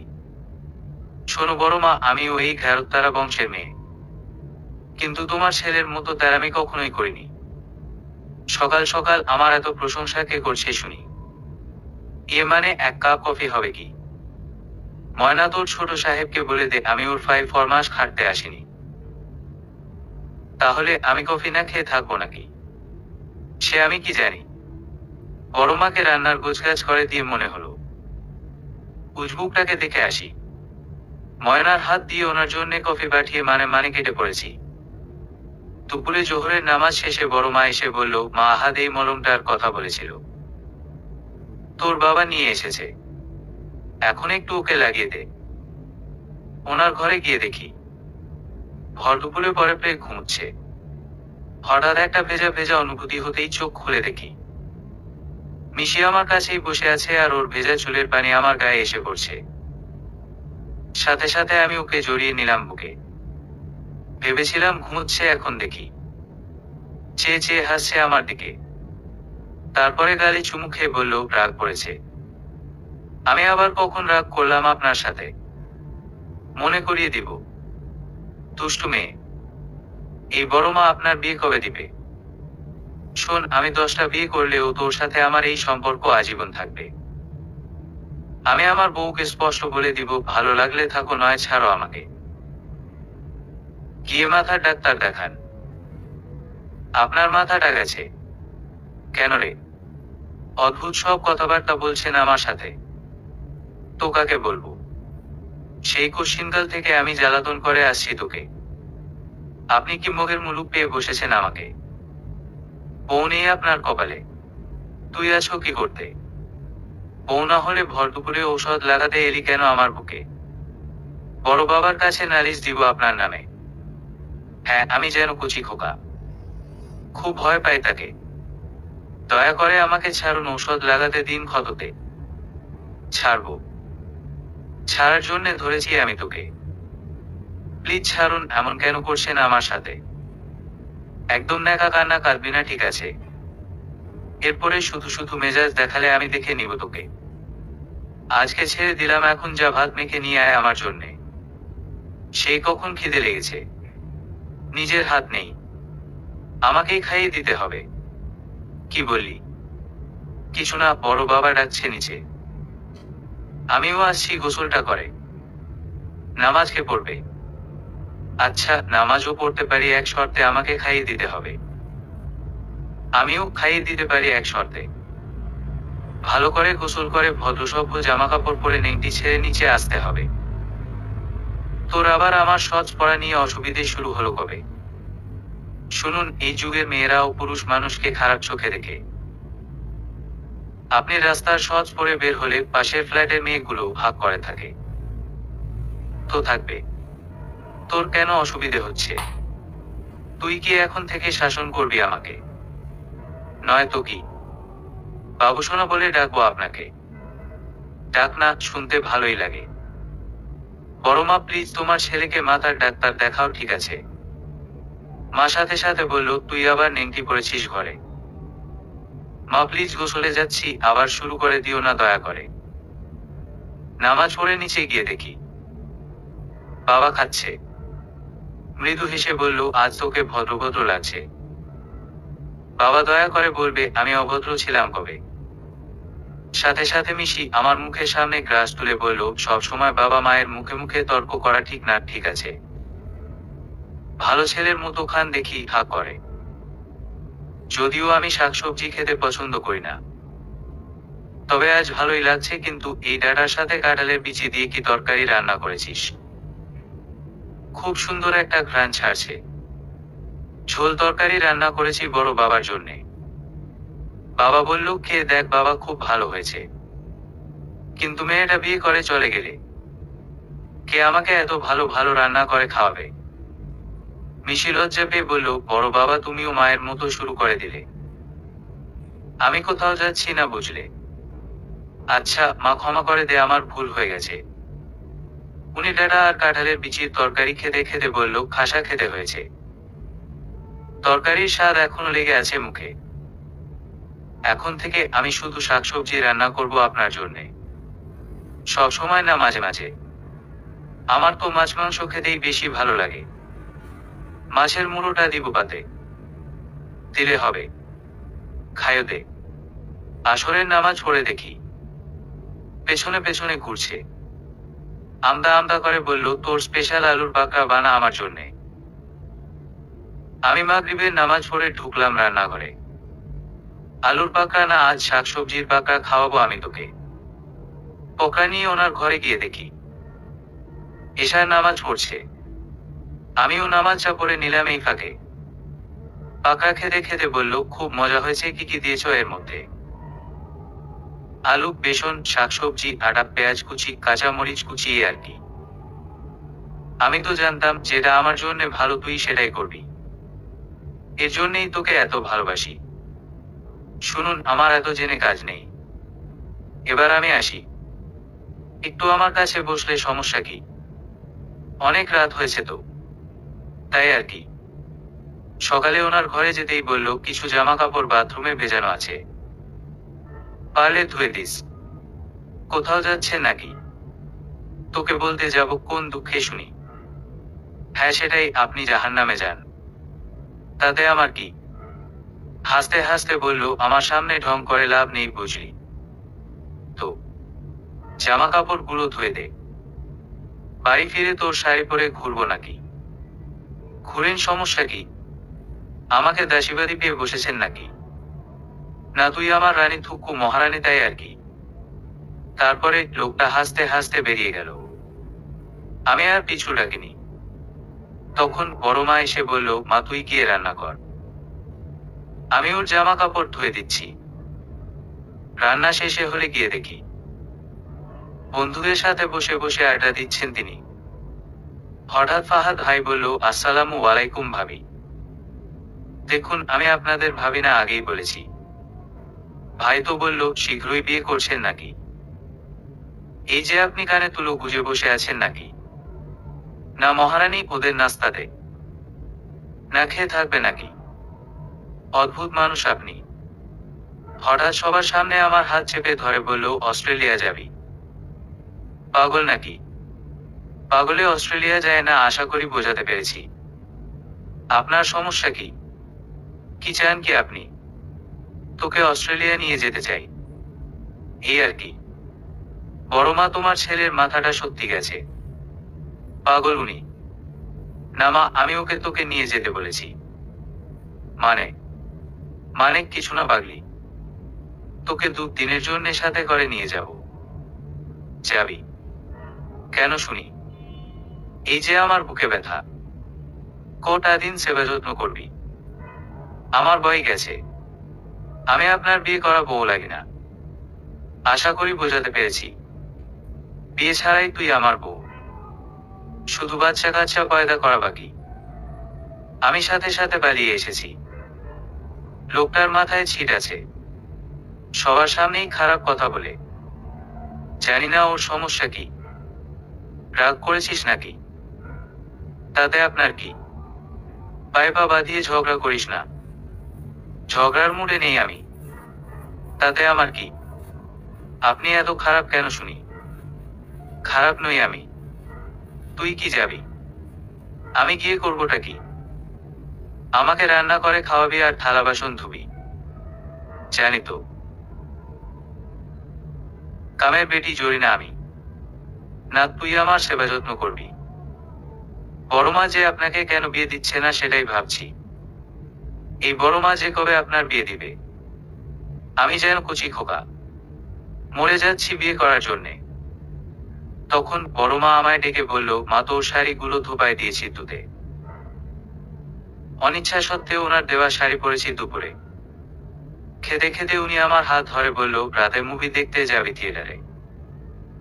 বড় মা বলল, ভালোই হবে, জামা ঘুরে আয় বাহির থেকে। কিন্তু বাবা। বড় বাবা বলল, আমরা আছি কি করতে? হ্যাঁ বাবা সেটাই, আমরা আছি কি করতে। আমি বাংলাদেশের বেস্ট নিউরোসার্জন প্রফেসর ডক্টর ধীমান চৌধুরীর সাথে কথা বলেছি ছোট আব্বুর জন্যে। সত্যি? হ্যাঁ রানী সাহেবা, এবার তো যাবেন।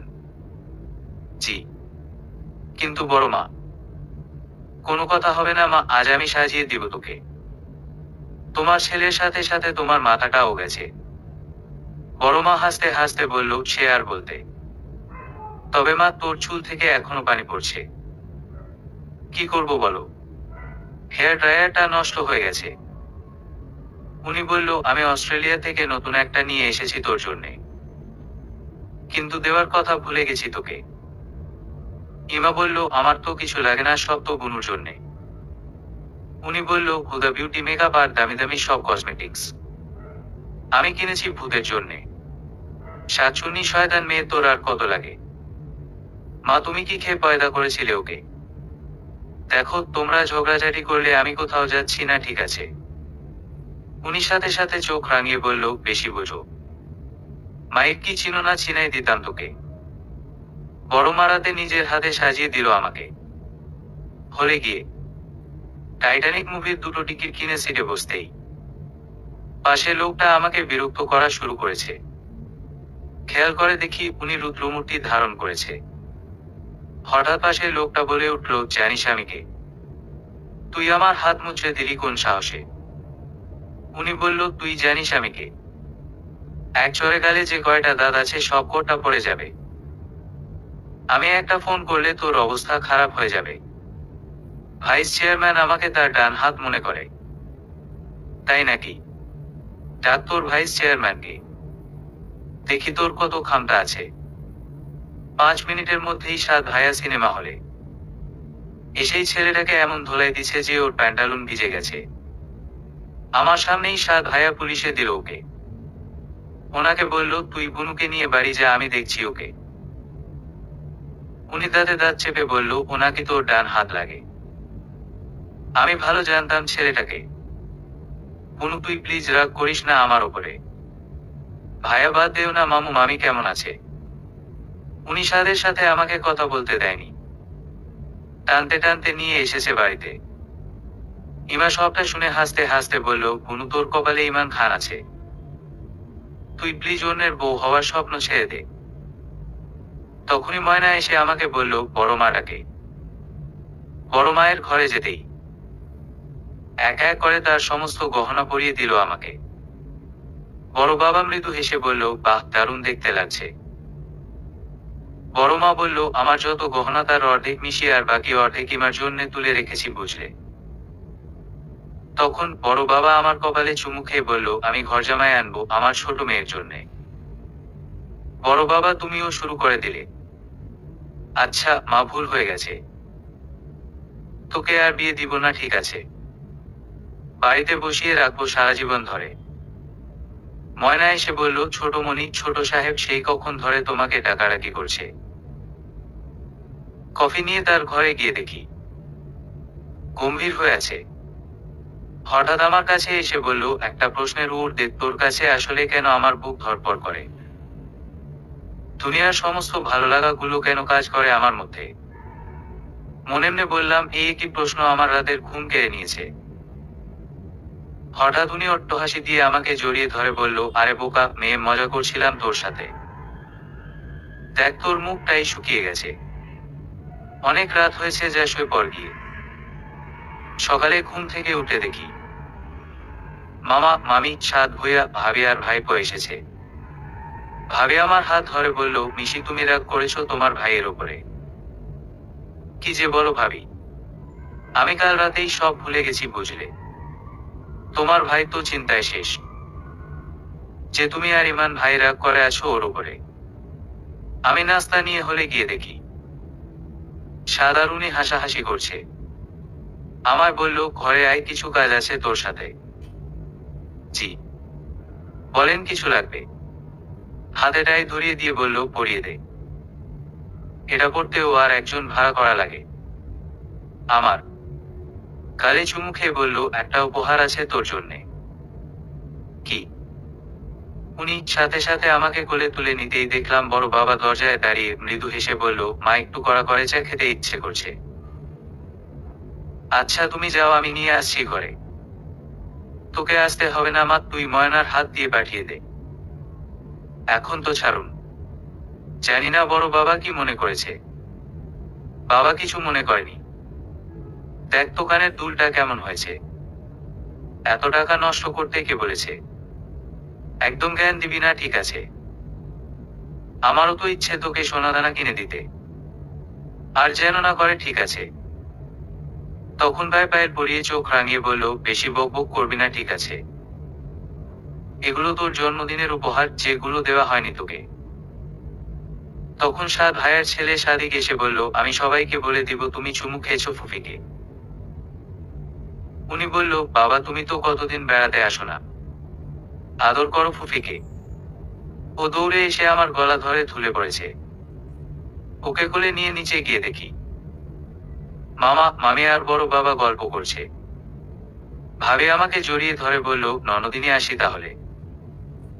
ভাইয়া প্লিজ আজ থেকে যাও না এখানে। ভাবি বলল, বাবার অবস্থা খুব খারাপ, আমরা আজই লন্ডন যাচ্ছি 12টার ফ্লাইটে। ভাবি, আঙ্কল এত অসুস্থ, তুমি আগে বলনি কেন আমাকে? তুমি এমনিতেই চারিদিকে চিন্তায় ব্যতিব্যস্ত, এর জন্যে। আঙ্কল আন্টিকে আমার সালাম দিও। ঠিক আছে ইমান ভাই, দেখে রেখো আমার ননদিনীটাকে। উনি মৃদু হেসে বলল, সে আর বলতে। সাদিক কাঁদতে কাঁদতে বলল, আমি থাকবো ফুফির কাছে।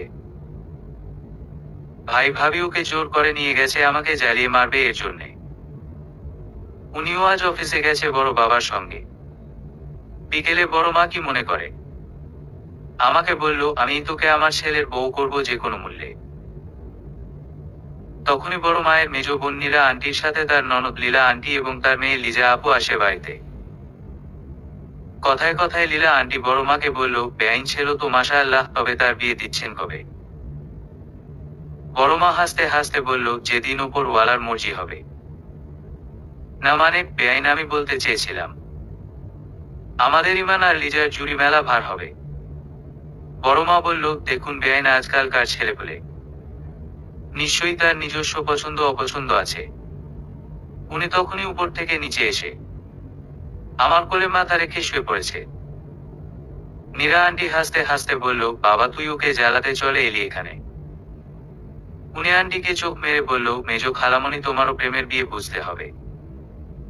মানে মিশি, তুই ছোট, তাই ছোট হয়ে থাক। এত মানে টানে না বুঝলেও চলবে। লীলা আন্টি বলল, বাবা তুমি তো কথা বললে না লিজার সাথে। হ্যাঁ ইমান, তুমি আবার কবে থেকে আমাকে ইগনোর করতে লাগলে? লিজা তুমি আমার বন্ধু না, ঠিক আছে? মেজো খালামণির সূত্রে আমি তোমাকে জানি, আর তার মাধ্যমেই আত্মীয়তার সম্পর্ক আমাদের মধ্যে। কিন্তু ইমান মা আজ এখানে আমাদের বিয়ের কথা বলতে এসেছে। তখন ইমা এসে বলল, বুনু তুই একটু ভাইয়ের গা ঘেসে বয় না, আমি বসি পাশে। জানি না কি মনে করে। লিজা আপু বলল, ইমান মিশি তো শ্যামলা, ওকে মানায় না তোমার পাশে। তাহলে তুমি তো খুব সুদর্শন, তোমার পাশে আমার মতো সুন্দরী আর উচ্চশিক্ষিতা মেয়েই মানায়, বুঝলে? উনি মুখ ভিঞ্চে বলল, লিজা আমার আবার ক্রাশ আছে শ্যামলা মেয়েদের ওপরে। মিশি আজ তো বল, আমি কতবার কাছে পেতে চেয়েছি তোকে। লিজা আমার আবার শ্যামলা মেয়েদের ওপরে ক্রাশ আছে। মিশি আজ তো বল, আমি কতবার কাছে পেতে চেয়েছি তোকে। লীলা আন্টি বলল, বাবা আজকাল যুগে সবার এরকম দু একটা সম্পর্ক সবার থাকে, বিয়ের পরে সব ঠিক হয়ে যায়, বুঝলে? আমার বুঝে কাজ নেই, মিশে আয় তো ঘরে। কিছু হয়েছে? হ্যাঁ, এসব কতদিন ধরে চলবে? মানে সাথে সাথে আমার মাথাটা ওনার বুকে চেপে ধরে বলল, মিশি আমি ভালোবাসি তোকে, বিয়ে করবি আমাকে। দেখ আমি আর পারছি না পাপের বোঝা বাড়াতে। হঠাৎ দরজার দিকে নজর যেতেই দেখি ইমা দাঁড়িয়ে। মৃদু হেসে বলল, বুনু দেয়া কোর্ট ম্যারেজ করেনি, তারপর না হয় সময় সুযোগ বুঝে বোঝারি বাবাকে। ইমা: হ্যাঁ আমিও ভাবছি এসব আর কতদিন ধরে চলবে। বুনু তোর তো সবে 18, আমি সাক্ষী থাকবো কোর্টে। পরের দিন কলেজের নাম করে পার্সোনাতে বসে আছি বউ সাজার জন্যে। বিয়ের জন্য রাজি হয়েছি শুধু লোকটার সরল স্বীকারোক্তির জন্যে। ইমা বলল, বুনু ভাইয়ের সাথে দেখা হবে কোর্টে। আমাকে বিয়ের শাড়িটি খুব সুন্দর করে পরানো হয়েছে। একটু পরে দেখি ইমা বক্স ভর্তি গহনা নিয়ে হাজির। তখন সবাই আমাকে সাজাতে শুরু করেছে। উনি একটু পরপর ফোন করে আমার সাথে কথা বলতে চাইছে। ইমা ঝাড়ি বলল, ভাই একটু সবুর কর, সবুরে মেওয়া ফলে। যাই হোক কোর্টে পৌঁছে দেখি সাহেব তার ইউনিফর্মে আছে, সাথে তার বন্ধুরাও আছে। হঠাৎ ফাহাদ ভাই বলল, ভাবি আশা করি ভাবি ডাকলে এখন আর রাখবেন না আমার উপরে। উনি বলল, তোমার সাজতে না তো টাইম লাগে। আহাদ ভাইয়া বলল, তুই চোখ ফেরাতে পারছিস না সেটা বল আগে। সে যাই হোক, সময় হয়ে গেছে। রাতে বউকে সোহাগ করিস বাসরে। অবিশ্বাস্য হলেও আমাদের বিয়েটা হয়ে গেছে। দুপুরে সবার সাথে লাঞ্চ করে বাসায় ফেরার সময় আমার সমস্ত গহনাগাটি খুলে ফেলেছি গা থেকে। বাড়ির ফিরে বড় বাবা মাকে সালাম করতেই বলল, এত সময় লাগলো বাড়ি ফিরতে? ইমা বলল, বাবা আসলে ভাইয়ের সাথে ঘুরতে গিয়েছিলাম এর জন্যে। কিন্তু মিশি মায়ের শাড়িটা বিয়ের শাড়ি মনে হচ্ছে। বাবা তুমি ওনাকি শুরু করলে? তোরা কিছু লুকোচ্ছিস আমার থেকে? বড় বাবা তুমি একটু শান্ত হও তো, ব্লাড প্রেশার বেড়ে যাবে। মা তুই সেজেছিস কেন এভাবে? ফটোশুট না মানে ফটো তোলার জন্যে। রাতে সবাই ঘুমোতেই মা আমাকে নিয়ে বসিয়ে দিল ওনার ঘরে। হঠাৎ উনি ঘরে আসতেই আমি গিয়ে সালাম করলাম ওনাকে। আমি কি ভয় পাবো? ওনার চোখ মুখ লাল হয়ে আছে।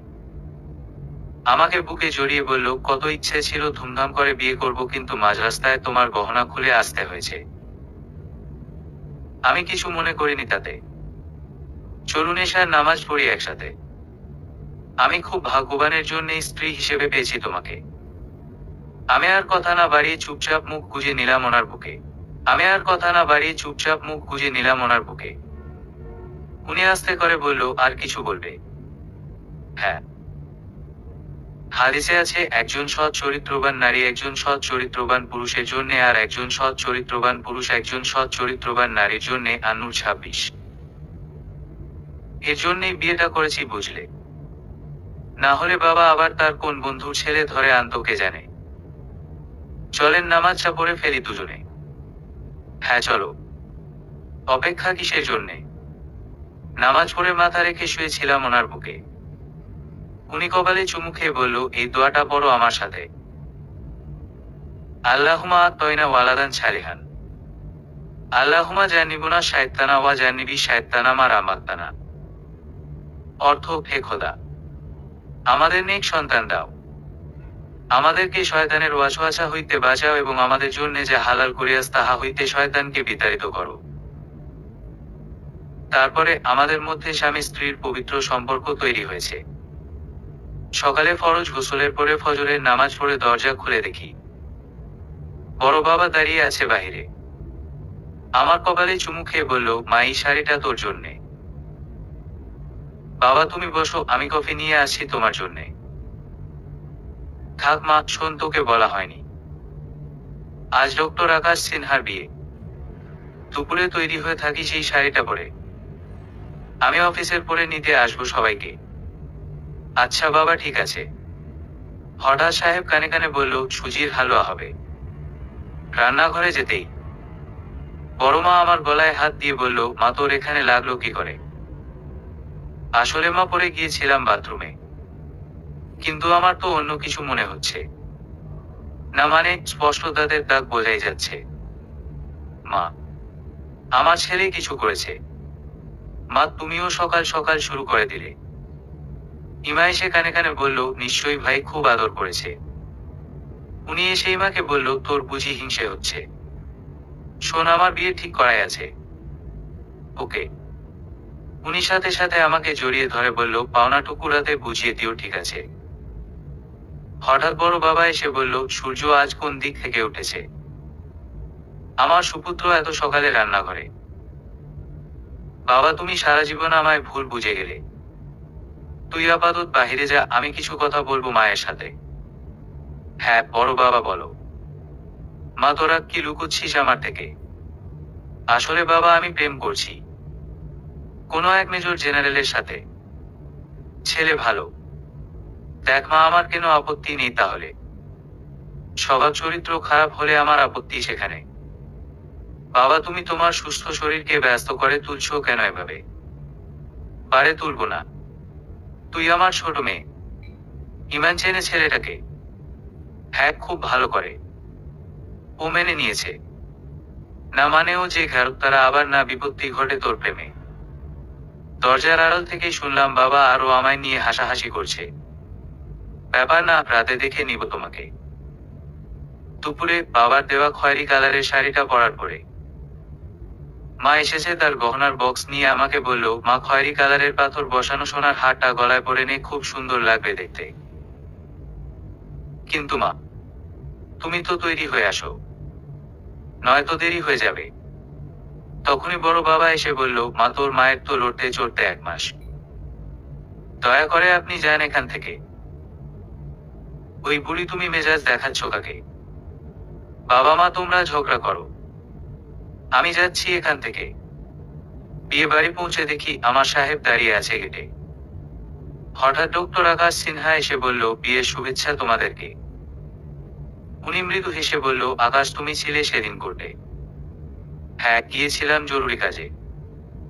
সে যাই হোক, এই ছোট উপহারটা তোমাদের জন্যে। উনি বলল, আকাশের কোনো প্রয়োজন ছিল না বুঝলে। ইমান, তোমরাও তো উপহার দিলে আমার হবু বউকে। আকাশ, তোমাকে অনেক শুভেচ্ছা রইল তোমার নতুন জীবনের জন্যে। তখনই বড় বাবা আমাকে ডেকে বলল, মা, ওনাকে সালাম দে। উনি আমার বাল্যবন্ধু তোর খালিদ আঙ্কল, এই মাহির ভাইয়ের মেয়ে। কত ছোট দেখেছিলাম আর কত বড় হয়ে গেছে।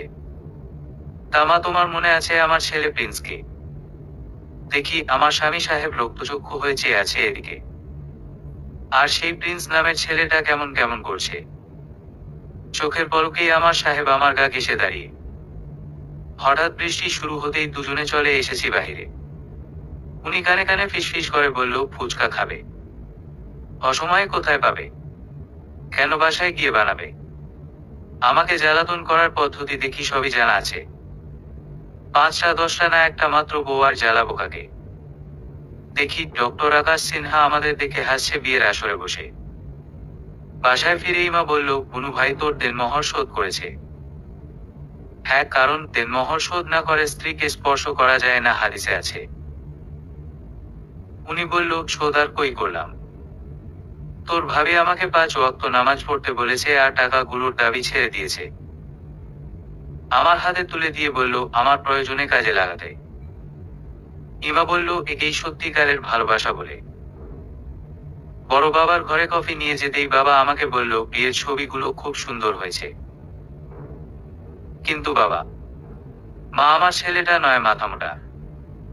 আমার রাগ তো তোর উপরে। মা, তুই তো বুদ্ধিমতী, তুই কেন লুকলি আমার থেকে? বাবা, আমাকে ক্ষমা করে দাও, আমার ভুল হয়ে গেছে। আগে বল, আমি কি এতটাই খারাপ যে আমার থেকে লুকতে হবে? প্রেম করেছিস, বিয়ে করেছিস, ভালো কথা। এবার শাস্তি পেতে হবে। আমার কিন্তু নাতনি চাই এ বছরের মধ্যে। বড় মা এসে বলল, আমার মেয়েটার শাস্তি একটু বেশি হয়ে গেছে। যেখানে তোমার ছেলে ভুলিয়ে ভালিয়ে শুভ কাজ সেরেছে। শোনো বুড়ি, তুমি পড়তে এসো না আমাদের বাবা মেয়ের মধ্যে।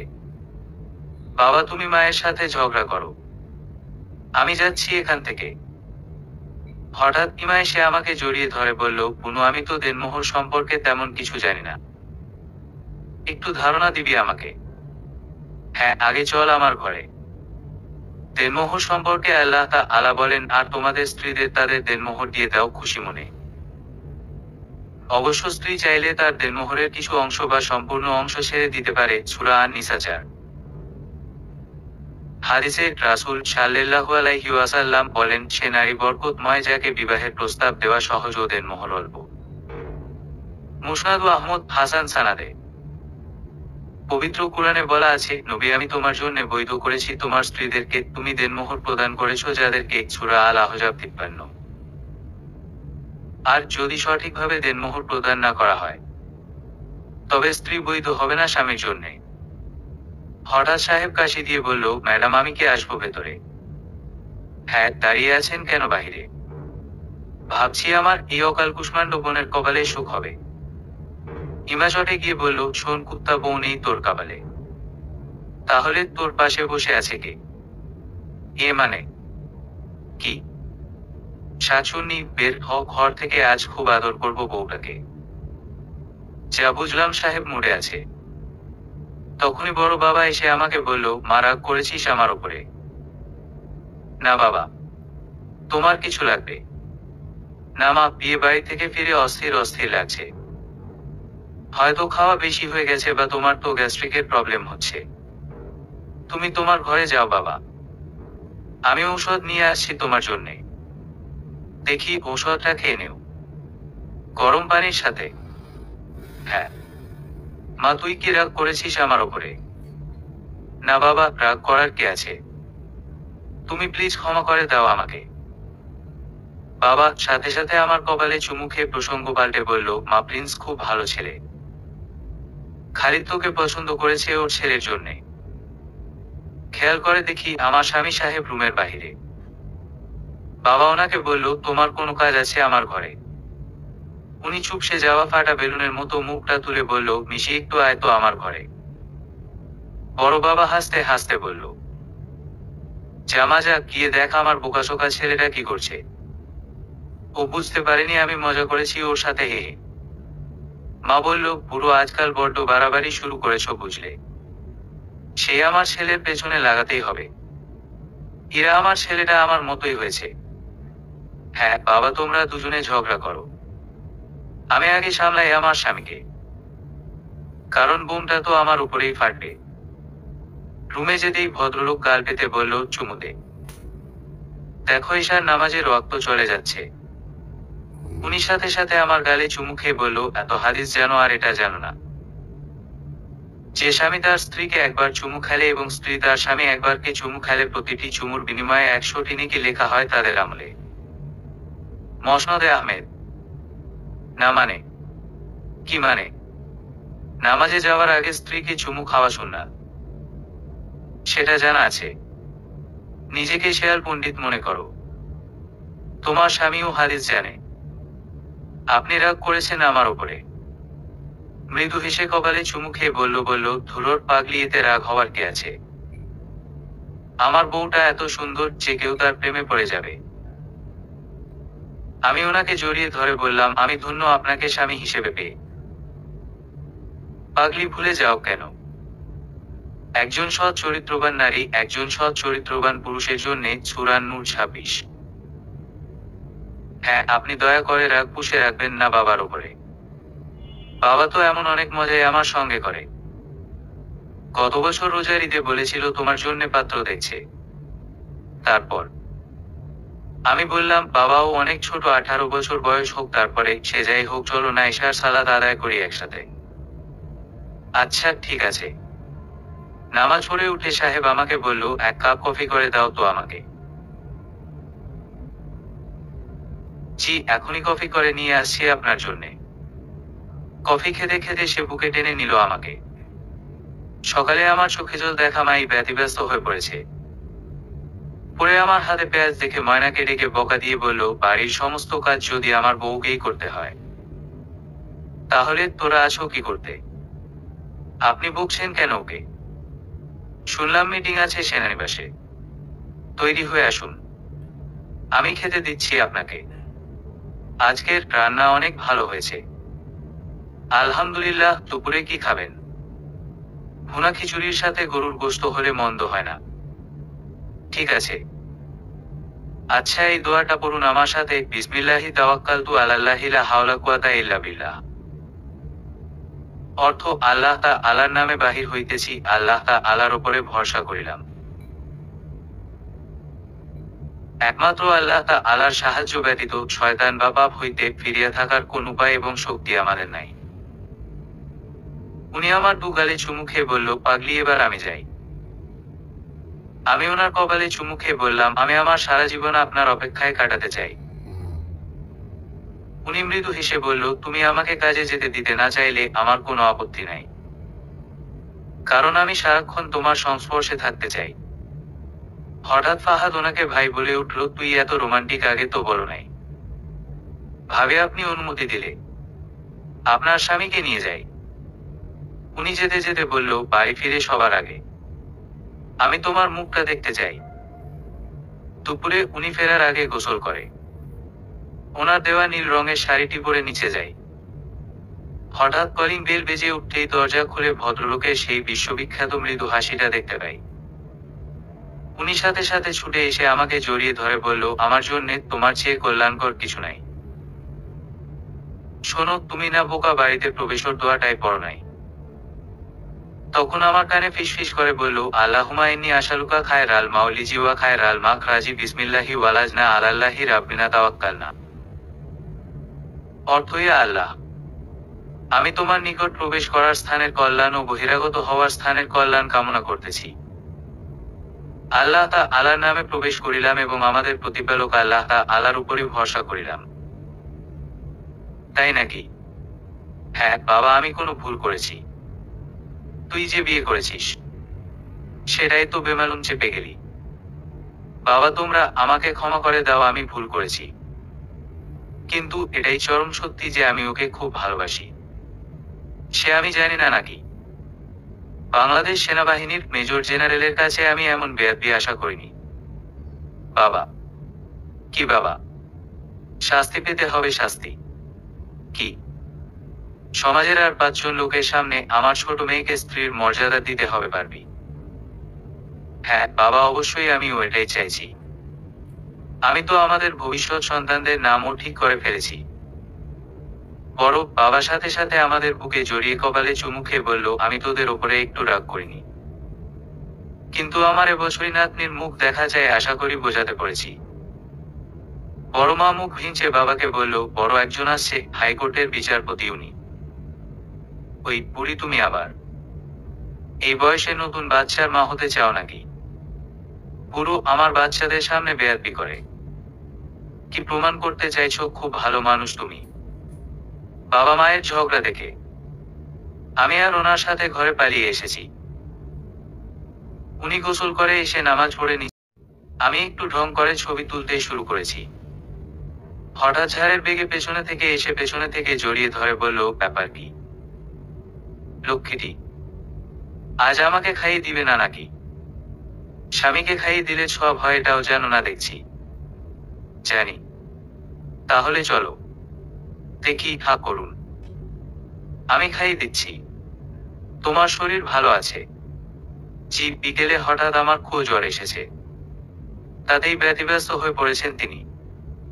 রাতে নিজের হাতে খাইয়ে দিয়ে আমার হাত চেপে ধরে বলল, একটু ঘুমানোর চেষ্টা করো, আমি তো আছি।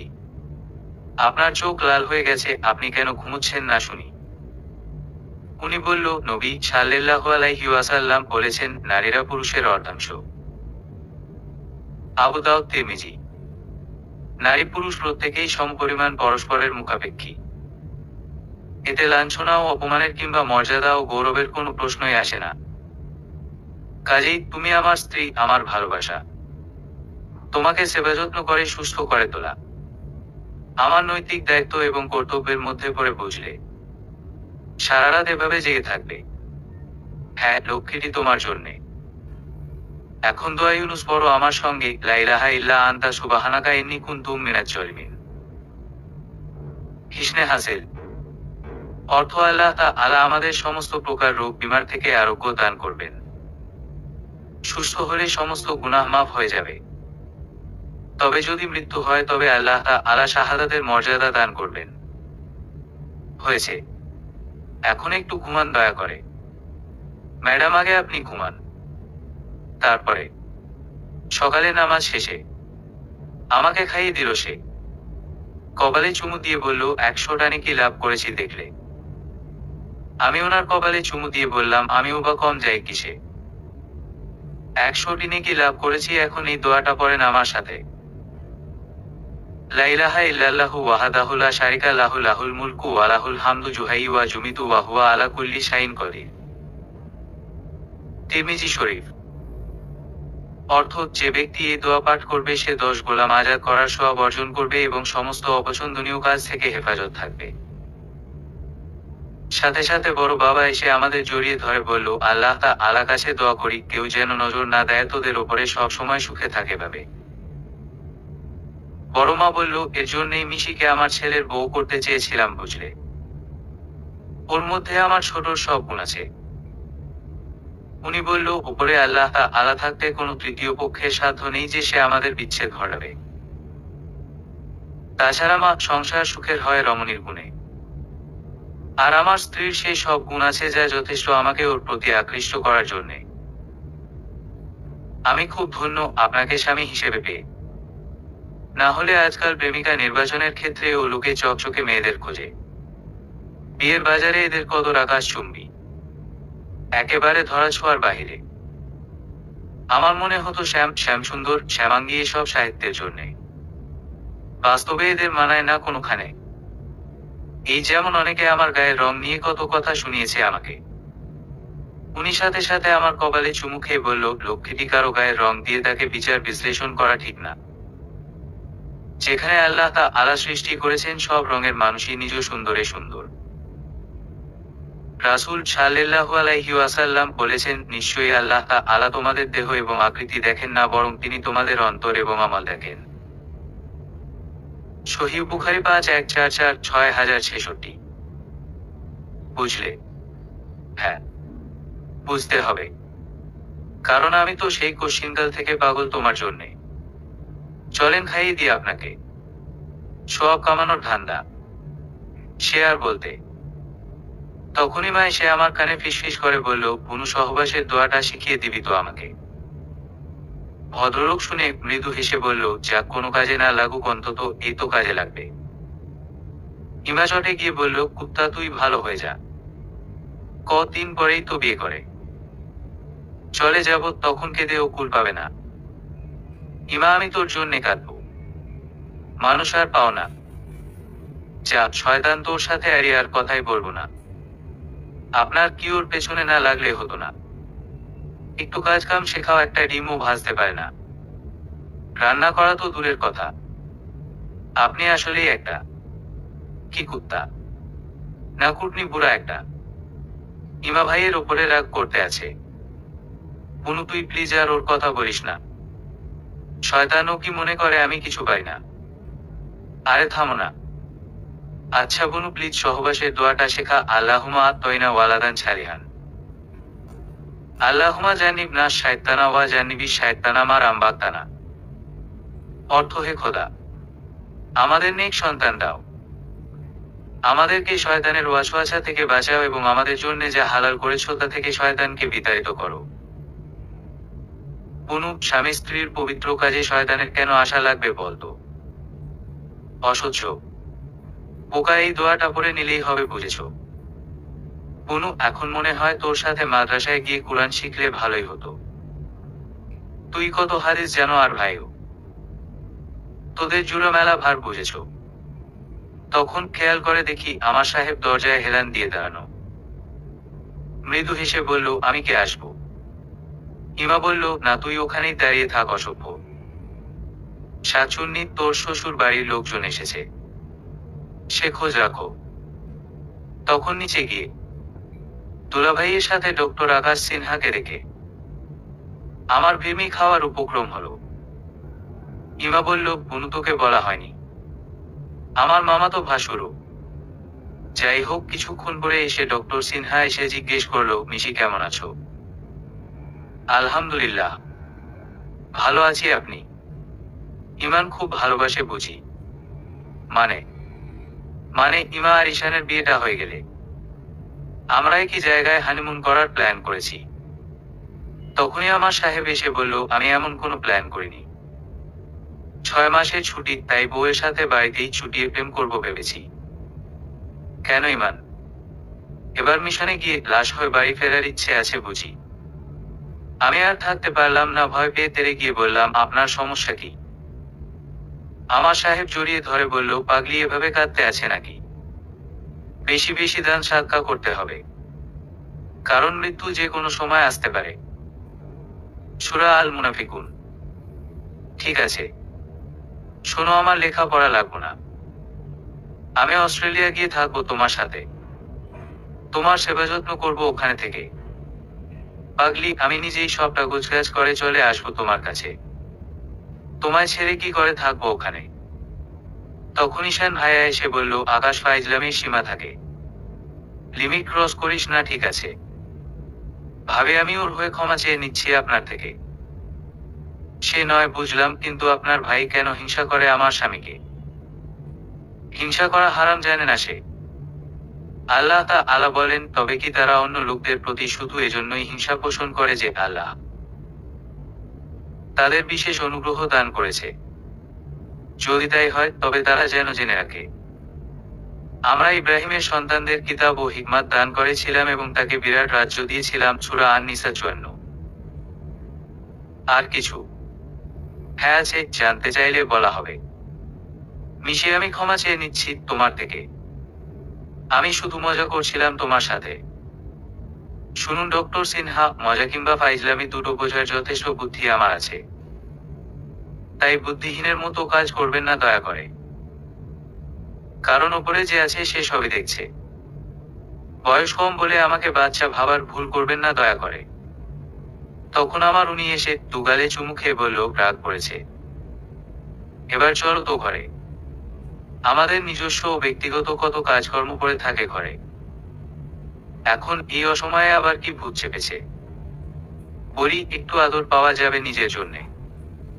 বাসা ভর্তি মেহমান। তো কি হয়েছে? জানো না, স্বামী তার স্ত্রীকে কাজে ডাকলে রান্না ফেলে যেতেও বাধ্য সে। বাবা, এসব জ্ঞান তো আপনার টনটনে হবে না। রসগোল্লার মতো মিষ্টি একটা বউ কি সবার কপালে জোটে? তাহলে স্বামী সাহেব নিশ্চয়ই আপনার ইসলামর বিধানে একক বিবাহের সাথে বহুবিবাহ প্রচলনের ব্যাপারেও জানা আছে। ধুরর, আমার শরীর মন তো শুধুই তুমি তুমি করে। আহারে বেচারা বউ, চলো না ঘরে। আমার আর তোর সইছে না, বুঝলে? বাড়িতে এত মেহমান, তার মধ্যে এমন কেউ করে? তুমি কি আমার কথা শুনবে না তুলে নিয়ে যেতে হবে? তখনই বাবা জানে চাইল কি হয়েছে। উনি বলল, তোমার মায়ের পেটে ব্যথা করে। আরে মা, তোর শরীর এমনিতেই ভালো না, তুই গিয়ে রেস্ট কর করে। বড় মা বলল, আমরা তো আছি মা, তুই জানা ঘরে। তুমি না আসলেই একটা ঘাটতারা, বুঝলে? তোমাকে লজ্জা পেলে খুব সুন্দর দেখতে লাগে তো। মেঘলা হাওয়া দেখালেই রোমাঞ্চ করতে ইচ্ছে করে। হঠাৎ বজ্রপাতের শব্দ হতেই আমি ভয় পেয়ে জড়িয়ে ধরেছি ওনাকে। উনি আমার নাকের ওপরে চুমু খেয়ে বলল, বেগম জান, এবার আমাকে পাইকে। কি আর করার, নিজেকে উৎসর্গ করে দিলাম ওনার কাছে। সন্ধ্যায় বিছানা ছেড়ে উঠে আমাকে চেপে ধরে বলল, আমাকে গোসল করিয়ে দিবে কি? দেখো, আমার লজ্জা করে। একটু আগে তো লজ্জা করেনি আমার কাছে। ফাজিল মার খেয়ে মরে যাবে। এমনিতেই মরে আছি, আর কি মারবে আমাকে? শোনো বউ, স্বামী স্ত্রী একসাথে গোসল করা সুন্নাত, বুঝলে? রাসূল সাল্লাল্লাহু আলাইহি ওয়াসাল্লাম ও গোসল করতেন তার স্ত্রীদের সাথে। মুসলিম 620, নাসাই 380। আচ্ছা তাহলে চলেন, তারপরে ওনাকে সাবান শ্যাম্পু দিয়ে গোসল করিয়ে দিলাম সুন্দর করে। উনি ফিসফিস করে বলল, লক্ষ্মীটি এখন থেকে রোজ গোসল করিয়ে দিবে এভাবে? ফাজলামি হচ্ছে। লক্ষ্মীটি নবী রাসূলের সুন্নাত পালন করা হচ্ছে। শোনো, তাহলে এখন থেকে দাড়ি রাখতে হবে, বুঝলে? তুমি যা চাও তাই হবে। ফ্রেশ হয়ে রুমের বাহিরে গিয়ে দেখি ইমা দাঁড়িয়ে হাসতে হাসতে বলল, অসময়ে ফরজ গোসল আহারে। উনি বলল, শাকচুন্নি, তোর কেন এত চুলকাচ্ছে? তুই যে একটা অসভ্যতা, আমার শ্বশুরবাড়ির লোকজনও জেনে গেছে। ঈশান্ত যেতে যেতে বলল, শালাবাবু জিন্দাবাদ। হ্যাঁ শোন শাকচুন্নি, তোর বিয়েটা একবার হয়ে যাক, তখন বুঝবি মজা কাকে বলে। আমি আমার বউকে যখন ইচ্ছা তখন ভালোবাসবো, তাতে তোর কি রে? ভাই, তুই একটা অত্যন্ত খারাপ ছেলে। শোন, তোরা দুই ভাই বোন মিলে তৃতীয় বিশ্বযুদ্ধ করলে আমি কিন্তু নালিশ করব বাবার কাছে গিয়ে। উনি বলল, আমাকে বাবার ভয় দেখিয়ে লাভ নেই, এবার সরো সামনে থেকে। আজ আমি এই শাকচুন্নির চুলের মুঠি ধরে পেটাবো এখানে দাঁড়িয়ে। ইমা বলল, ওই কুত্তা তোকে ভয় পায় কে? তুই একটা কুত্তি, যা দূর হ এখান থেকে। তখন বড় বাবা এসে জানতে চাইল কি হয়েছে। হঠাৎ বড় মায়ের চিৎকার শুনে বাবার ঘরে ছুটে গিয়ে দেখি চোখ মেলে চেয়ে আছে সে, আর তার মুখে প্রসন্নতার ছাপ ফুটে উঠেছে। বড় মা বলল, ছোট ভাই, তুমি চিনতে পারছো আমাকে? বড় বাবা বলল, মাহির মিশিকে তো চিনতে পারছিস, তোর মেয়ে। দেখ মাটা কত বড় হয়ে গেছে। উনি আমাকে ধরে বসিয়ে দিল বাবার কাছে। আমি বাবাকে জড়িয়ে ধরে তার কপালে চুমু খেতেই হঠাৎ বাবা আমাকে জড়িয়ে ধরে আমার কপালে চুমু খেয়ে চোখের জল মুছে দিয়ে বলল, মা এভাবে কাঁদতে আছে মা, আমার খুব কষ্ট হচ্ছে। বাবা? কি বাবা? আমি তো সুস্থ হয়েছি আরো বেশ কয়েকদিন আগে। তোকে সারপ্রাইজ দেওয়ার জন্য বলতে মানা করেছি আমার জামাই বাবাকে, ডাক্তারকে। বাবা, তুমি হাঁটতে পারবে আগের মতো করে? উনি বলল, পারবে। ডাক্তার ধীমান চৌধুরী বাবার পরীক্ষা নিরীক্ষা করে জানান যে বাবার ব্রেইন কাজ করছে এবং তার জ্ঞান ফিরলে সে কথা বলার সাথে সাথে হাত পা নাড়াচাড়া করতে পারবে। আমি কথা বলতে চাই না আপনার সাথে। তুমি রাগ করেছো আমার উপরে। বাবা বলল, মা রাগ করিস না ওর উপরে। তুমিও কথা বলবে না আমার সাথে। আমার আম্মুটা কত বড় হয়ে গেছে। একদম মায়ের মতো হয়েছে। বাবা জানো মা? কি মা? মা তোর মা আর ভাইয়েরা আজ বেঁচে থাকলে ওরা আনন্দ পেত তোকে সুস্থ দেখে। মা তুই জানিস মৃতের জন্য বিলাপ করা হারাম। হ্যাঁ, রাসূল সাল্লাল্লাহু আলাইহি ওয়াসাল্লাম বলেছেন, যে ব্যক্তির জন্য বিলাপ করে কাঁদা হয় তাকে সেই কাঁদার জন্য কিয়ামতের দিন শাস্তি দেওয়া হবে। তাহলে কষ্ট তো আমারও হচ্ছে। আমি তো ভালোবেসে বিয়ে করেছি তোর মাকে। যাই হোক, রাগ করে থাকিস না ইমানের উপরে। ও তো আমার ইচ্ছেতেই এমনটা করেছে। সোফায় বসে বই পড়ছিলাম দেখি সাহেব ঘুরঘুর করছে। আমিও কম যাই না, পাত্তা দেইনি তাকে। কিন্তু হঠাৎ দেখি সে রং তামাশায় শুরু করেছে। আমায় জড়িয়ে ধরে বলল, বিবিজান এভাবে রাগ করতে আছে। শুনুন, একদম ঢং করবেন না আমার সাথে, তোমার গোসা হয়েছে। আমার কিন্তু এসব একদম ভালো লাগছে না, ঠিক আছে? রাসূল সাল্লাল্লাহু আলাইহি ওয়াসাল্লাম মৃত্যুশয্যায় থেকে আয়েশা রা মেশওয়াক দিয়ে মেশওয়াক করেছিলেন। বুখারী 5226। তাই বলে আমার ব্রাশ? কি ব্রাশ? সুন্নাত পালন করছি জান, তোমার পড়ে না চোখে? তুমি জানো রাসূল সাল্লাল্লাহু আলাইহি ওয়াসাল্লাম আদর করে হুমায়রা বলে ডাকতেন আয়েশা রাকে। তাই হ্যাঁ, স্ত্রীকে ভালোবেসে সুন্দর সুন্দর নামে ডাকা সুন্নাত বুঝলে? না বুঝিনি, বুঝিয়ে দেন আমাকে। এই যেমন আমি তোমাকে বেগম জান, বিবিজান জান বলে ডাকি, এগুলো বুঝলে? এতে চিরে ভিজবে না। আমি শুতে যাচ্ছি বাবার কাছে। তুমি তো জানো বেগম জান, আমি একা একা শুতে পারি না তোমাকে ছেড়ে।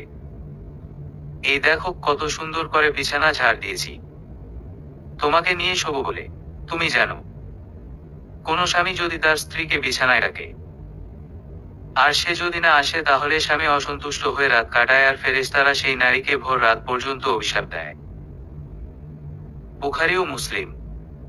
তো এখন আমার কাছে আসো আর আদর করে খুব ভালোবাসো। হঠাৎ ইমা বলে উঠল, ইসস, আমি যে কবে বিয়েটা করব। তুই কত রোমান্টিক ব্রো।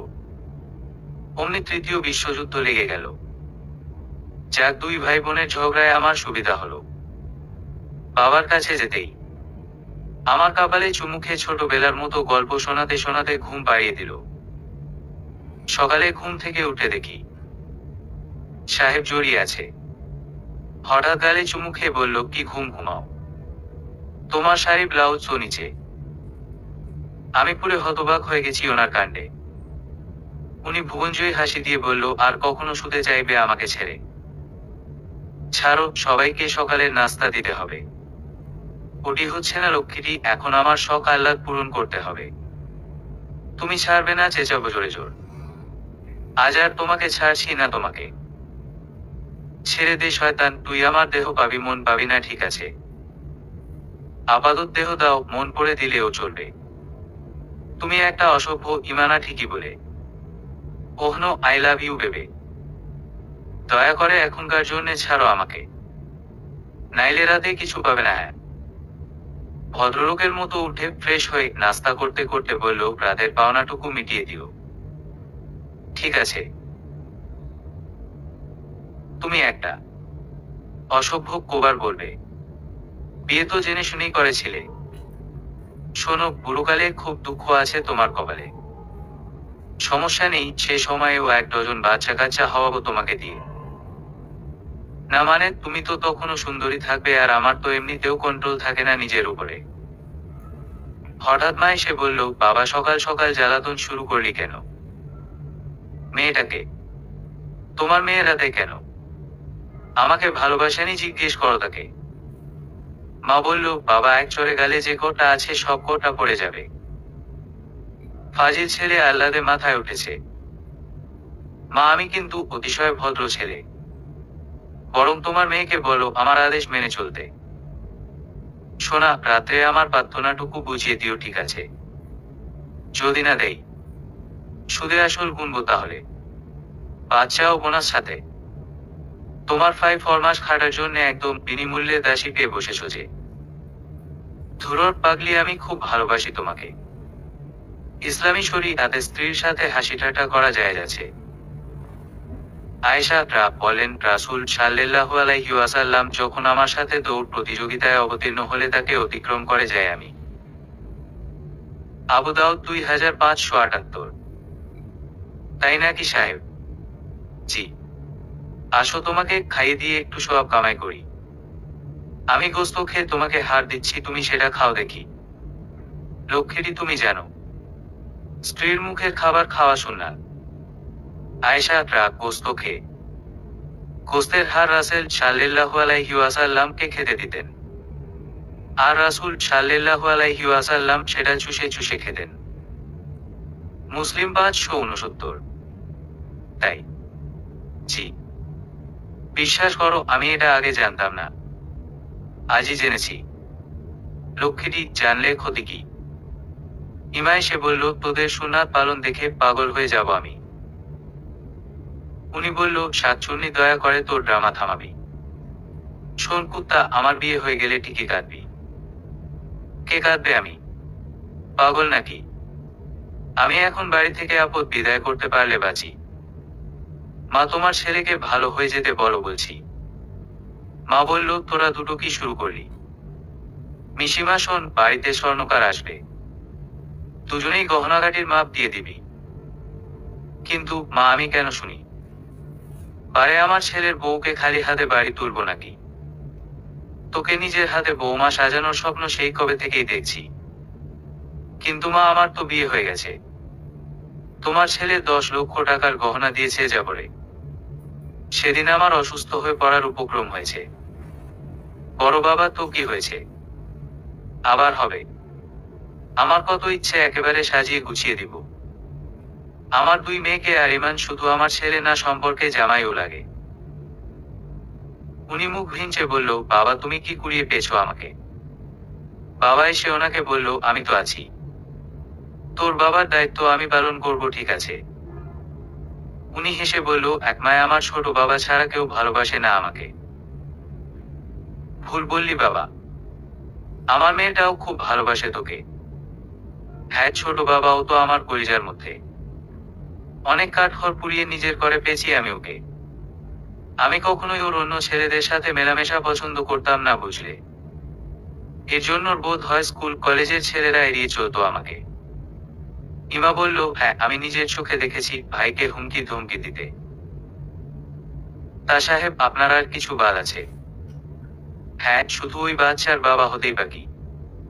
কি অদ্ভুত, তোমার মুখে কিছু আটকায় না নাকি? বাবা মায়ের সামনেই, তাতে কি? বাবারা তো নিজেরাই নাতনির ডিমান্ড করে বসে আছে, হি হি হি। হঠাৎ দাদুভাই এসে ওনার কান টেনে ধরে বলল, দাদাভাই তুমিও মেজর আমিও মেজর। মেজরে মেজরে টক্কর হবে বড় কি? দাদুভাই, কি চাইছো তুমি? আপাতত বউয়ের কাছে যাওয়া চলবে না। কি দাদুভাই, প্রাণে পানি শুকিয়ে গেল নাকি? জি। এটা হলো আমাদের লুকিয়ে বিয়ে করার শাস্তি। আর তোমরা আমার মিশি দিদিভাইকে দোষারোপ করছো। ওর কি দোষ শুনি? ও রাজি না হলে ছেলে লঙ্কা কাণ্ড বাঁধাচ্ছে আমি ভালো করেই জানি। 3 বছর আগে এই ছেলে কি কাণ্ড ঘটিয়েছে, তার বিন্দু বিসর্গ কিছু জানো তো নাকি? কেন সে 3 বছরে বাড়ি ফেরেনি? দাদুভাই। কি দাদুভাই? ওদেরও জানা উচিত নয় কি? দাঁড়িয়ে এসে বলল, যা হওয়ার তো হয়ে গেছে, এখন বলে লাভ কি? পুরো চুপ করো তুমি। রাতে হঠাৎ বড় মা এসে বলল, আয় তো মা, আজ তোকে সাজিয়ে দিই। কিন্তু মা, কেন? আমার বান্ধবীরা ছেলের বউ দেখতে আসবে তাই আর কি। তারপরে নিচে গিয়ে সবাইকে সালাম করেছি। সালমা আন্টিকে সালাম করতেই আমার কপালে চুমু খেয়ে বলল, মা, কতবার ইরাকে তোর কথা বলেছি, ও যে তোকে নিজের ছেলের বউ করার স্বপ্ন দেখে বসে আছে সেটাই বুঝিনি। তুমি কেমন আছো আন্টি? খুব ভালো মা, এই উপহারটা দেখতে পছন্দ হয় নাকি? এর কোনো প্রয়োজন ছিল আন্টি? লীরা আন্টি মাকে বলল, এরা কতবার তোর ছেলেকে নিজের মেয়ের জামাই করার কথা ভেবেছি, অথচ তোর মনে যে এই ছিল তার খোঁজ পাইনি। রুচি আন্টি বলল, যাই বলো তোরা, আমার তো বউ মনের মতো হয়নি, পছন্দও হয়নি। হ্যাঁ রে ইরা, আমার জয়া কম ছিল কি? দেখতে যেমন সুন্দরী তেমন গুণী। হঠাৎ আমার সাহেব এসে বলল, রুচি আন্টি আপনার সমস্যা কি? বউ তো আমার, আমি বিয়ে করেছি। আমার খাই বেশি। মানে আমি যার কাছে সুখ পাবো তাকে নিয়েই তো সুখী হব, তাই নয় কি? হ্যাঁ কিন্তু কিন্তু কোথা থেকে আসে শুনি? আমি ওর কাছেই সুখী, বাবা মা নাতি নাতনি দেখার জন্য পাগল হয়ে গেছে। তাই 24 ঘন্টা ঘরের দরজা দিয়ে রাখি। কি? জি রুচি আন্টি, আমার আবার খাই বেশি। তোমার মুখে কিছু আটকায় না নাকি? তখন উনি সবার সামনে আমার গালে চুমু খেয়ে বলল, ঘরে চলো, আমি ধৈর্য ধরতে পারছি না। কি? লীরা আন্টি বলল, জামা যা, বিয়ের পরে স্বামী সেবাই আমাদের প্রধান কর্ম, বুঝলি? উনি বলল, এবার তো যাবে নাকি? তুমি এত অসভ্য, সবার সামনে আমার মান ইজ্জত ডোবালেছি। ও সব বাদ দাও, আই লাভ ইউ বেবি, কালকে রাতের শোধ তুলবো, আমায় চেনো তুমি? কোন দুঃখে যে তোমার মতো ছেঁচড়ার সাথে বিয়ে বসেছি। বেবি, তুমি তো আমার অতীত, বর্তমান আর ভবিষ্যৎ। এমন বলতে আছে নাকি? জি। কয়েকদিনের মধ্যেই বিয়ের তোড়জোড় শুরু হয়ে গেল। কি আর করি, বিয়ের আগের রাত অব্দি ভদ্রলোকের অত্যাচার সহ্য করেছি আমি। কি চাই, তার বিয়ে করাবো আমি। আজ বিয়ের 25 বছর পর 2 কন্যার জন্মে আমি আর মেয়ে বলতেই অজ্ঞান তিনি। হঠাৎ নাতনি এসে আমাকে জড়িয়ে ধরে বলল, হ্যাপি বার্থডে নানি। পুরোটা ব্যাকা ঠোঁটের হাসি দিয়ে বলল, বুড়ি এখনো রেগে থাকবে নাকি শুনি? শোনো, আজ তো একটা বজ্জাত তুমি। স্বামীর উপস্থিতিতে অনুমতি ছাড়া স্ত্রীর জন্য নফল রোজা রাখা নিষেধ, সেটা জানো না নাকি? আবু হুরায়রা রাদিয়াল্লাহু তাআলা আনহু থেকে বর্ণিত, রাসূল সাল্লাল্লাহু আলাইহি ওয়াসাল্লাম বলেছেন, স্বামীর উপস্থিতিতে তার অনুমতি ছাড়া স্ত্রীর জন্য নফল রোজা রাখা হালাল নয় এবং তার অনুমতি ছাড়া স্ত্রী অন্য লোককে তার ঘরে আসার অনুমতি দেবে না। বুখারী মুসলিম। প্লিজ রাগ ছেড়ে বিছানায় আসো না। বুড়ো তুমি কখনোই শোধরাবে না, তাই না? নাতনি গালে চুমু খেয়ে বলল, আমি ঘুমাতে যাই নানি, তুমি রাগ করো না। তোমাকে আজ নফল রোজা রাখতে কে বলেছে? হ্যাঁ, আমার ইচ্ছা, তাই বলে চুমু খাওয়া। উনি রেগে গিয়ে বলল, সোনা, স্বামী স্ত্রীকে বিছানায় ডাকলে শরীআত সম্মত কারণ ছাড়া স্ত্রীর বিছানায় আসতে অস্বীকার করা হারাম, সেটা তুমি জানো না। আবু হুরায়রা রাদিয়াল্লাহু তাআলা আনহু থেকে বর্ণিত, রাসূল সাল্লাল্লাহু আলাইহি ওয়াসাল্লাম বলেছেন, স্বামী যদি তার স্ত্রীকে বিছানা ডাকলে স্ত্রী যদি তা অস্বীকার করে আর এ কারণে স্বামী যদি তার প্রতি অসন্তুষ্ট হয়ে রাত্রি যাপন করে, তাহলে সকাল পর্যন্ত ফেরেশতারা তাকে অভিশাপ দিতে থাকেন। বুখারী মুসলিম। হয়েছে, বারবার কুরআন হাদিসের কথা বলে আমাকে ইমোশনাল ব্ল্যাকমেল করা বন্ধ করো, বুঝলে? তুমি আসবে না, আমি তুলো আনবো তোমাকে। পুরো তোমার চরিত্রে দোষ আছে, আগে ডাক্তার দেখাও গিয়ে। তো বিয়ে করেছি কিসের জন্যে? চেহারা দেখার জন্যে? তুমি খুব খারাপ। সে কি নতুন নাকি, জানো না নাকি? রাসূল সাল্লাল্লাহু আলাইহি ওয়াসাল্লাম বলেছেন, কিয়ামতের দিন ব্যক্তি যাকে মহব্বত করে তার সাথে থাকবে। মুসনদে আহমদ 3168, বুখারী 61865816। হ্যাঁ, তাই বলে এভাবে জ্বালিয়ে মারবে? জ্বালালাম কই? বাবা হতে চাইছি তোমার কাছে, তা বলে বিয়ের 25 বছর পরে। তুমি আমার একমায় বউ, আর চাইবো কার কাছে? দেখো, ইসলামে পুরুষের 4টি বিয়ের কথা বলা হয়েছে। সাথে সাথে বিছানা থেকে নেমে আমাকে জড়িয়ে ধরে বলল, শোনো বুড়ি, তোমাকে জন্মদিনের অনেক অনেক শুভেচ্ছা রইল। আর তোমাকে জ্বালাতে যে মজা সেটা আর কোথাও নেই হুমম।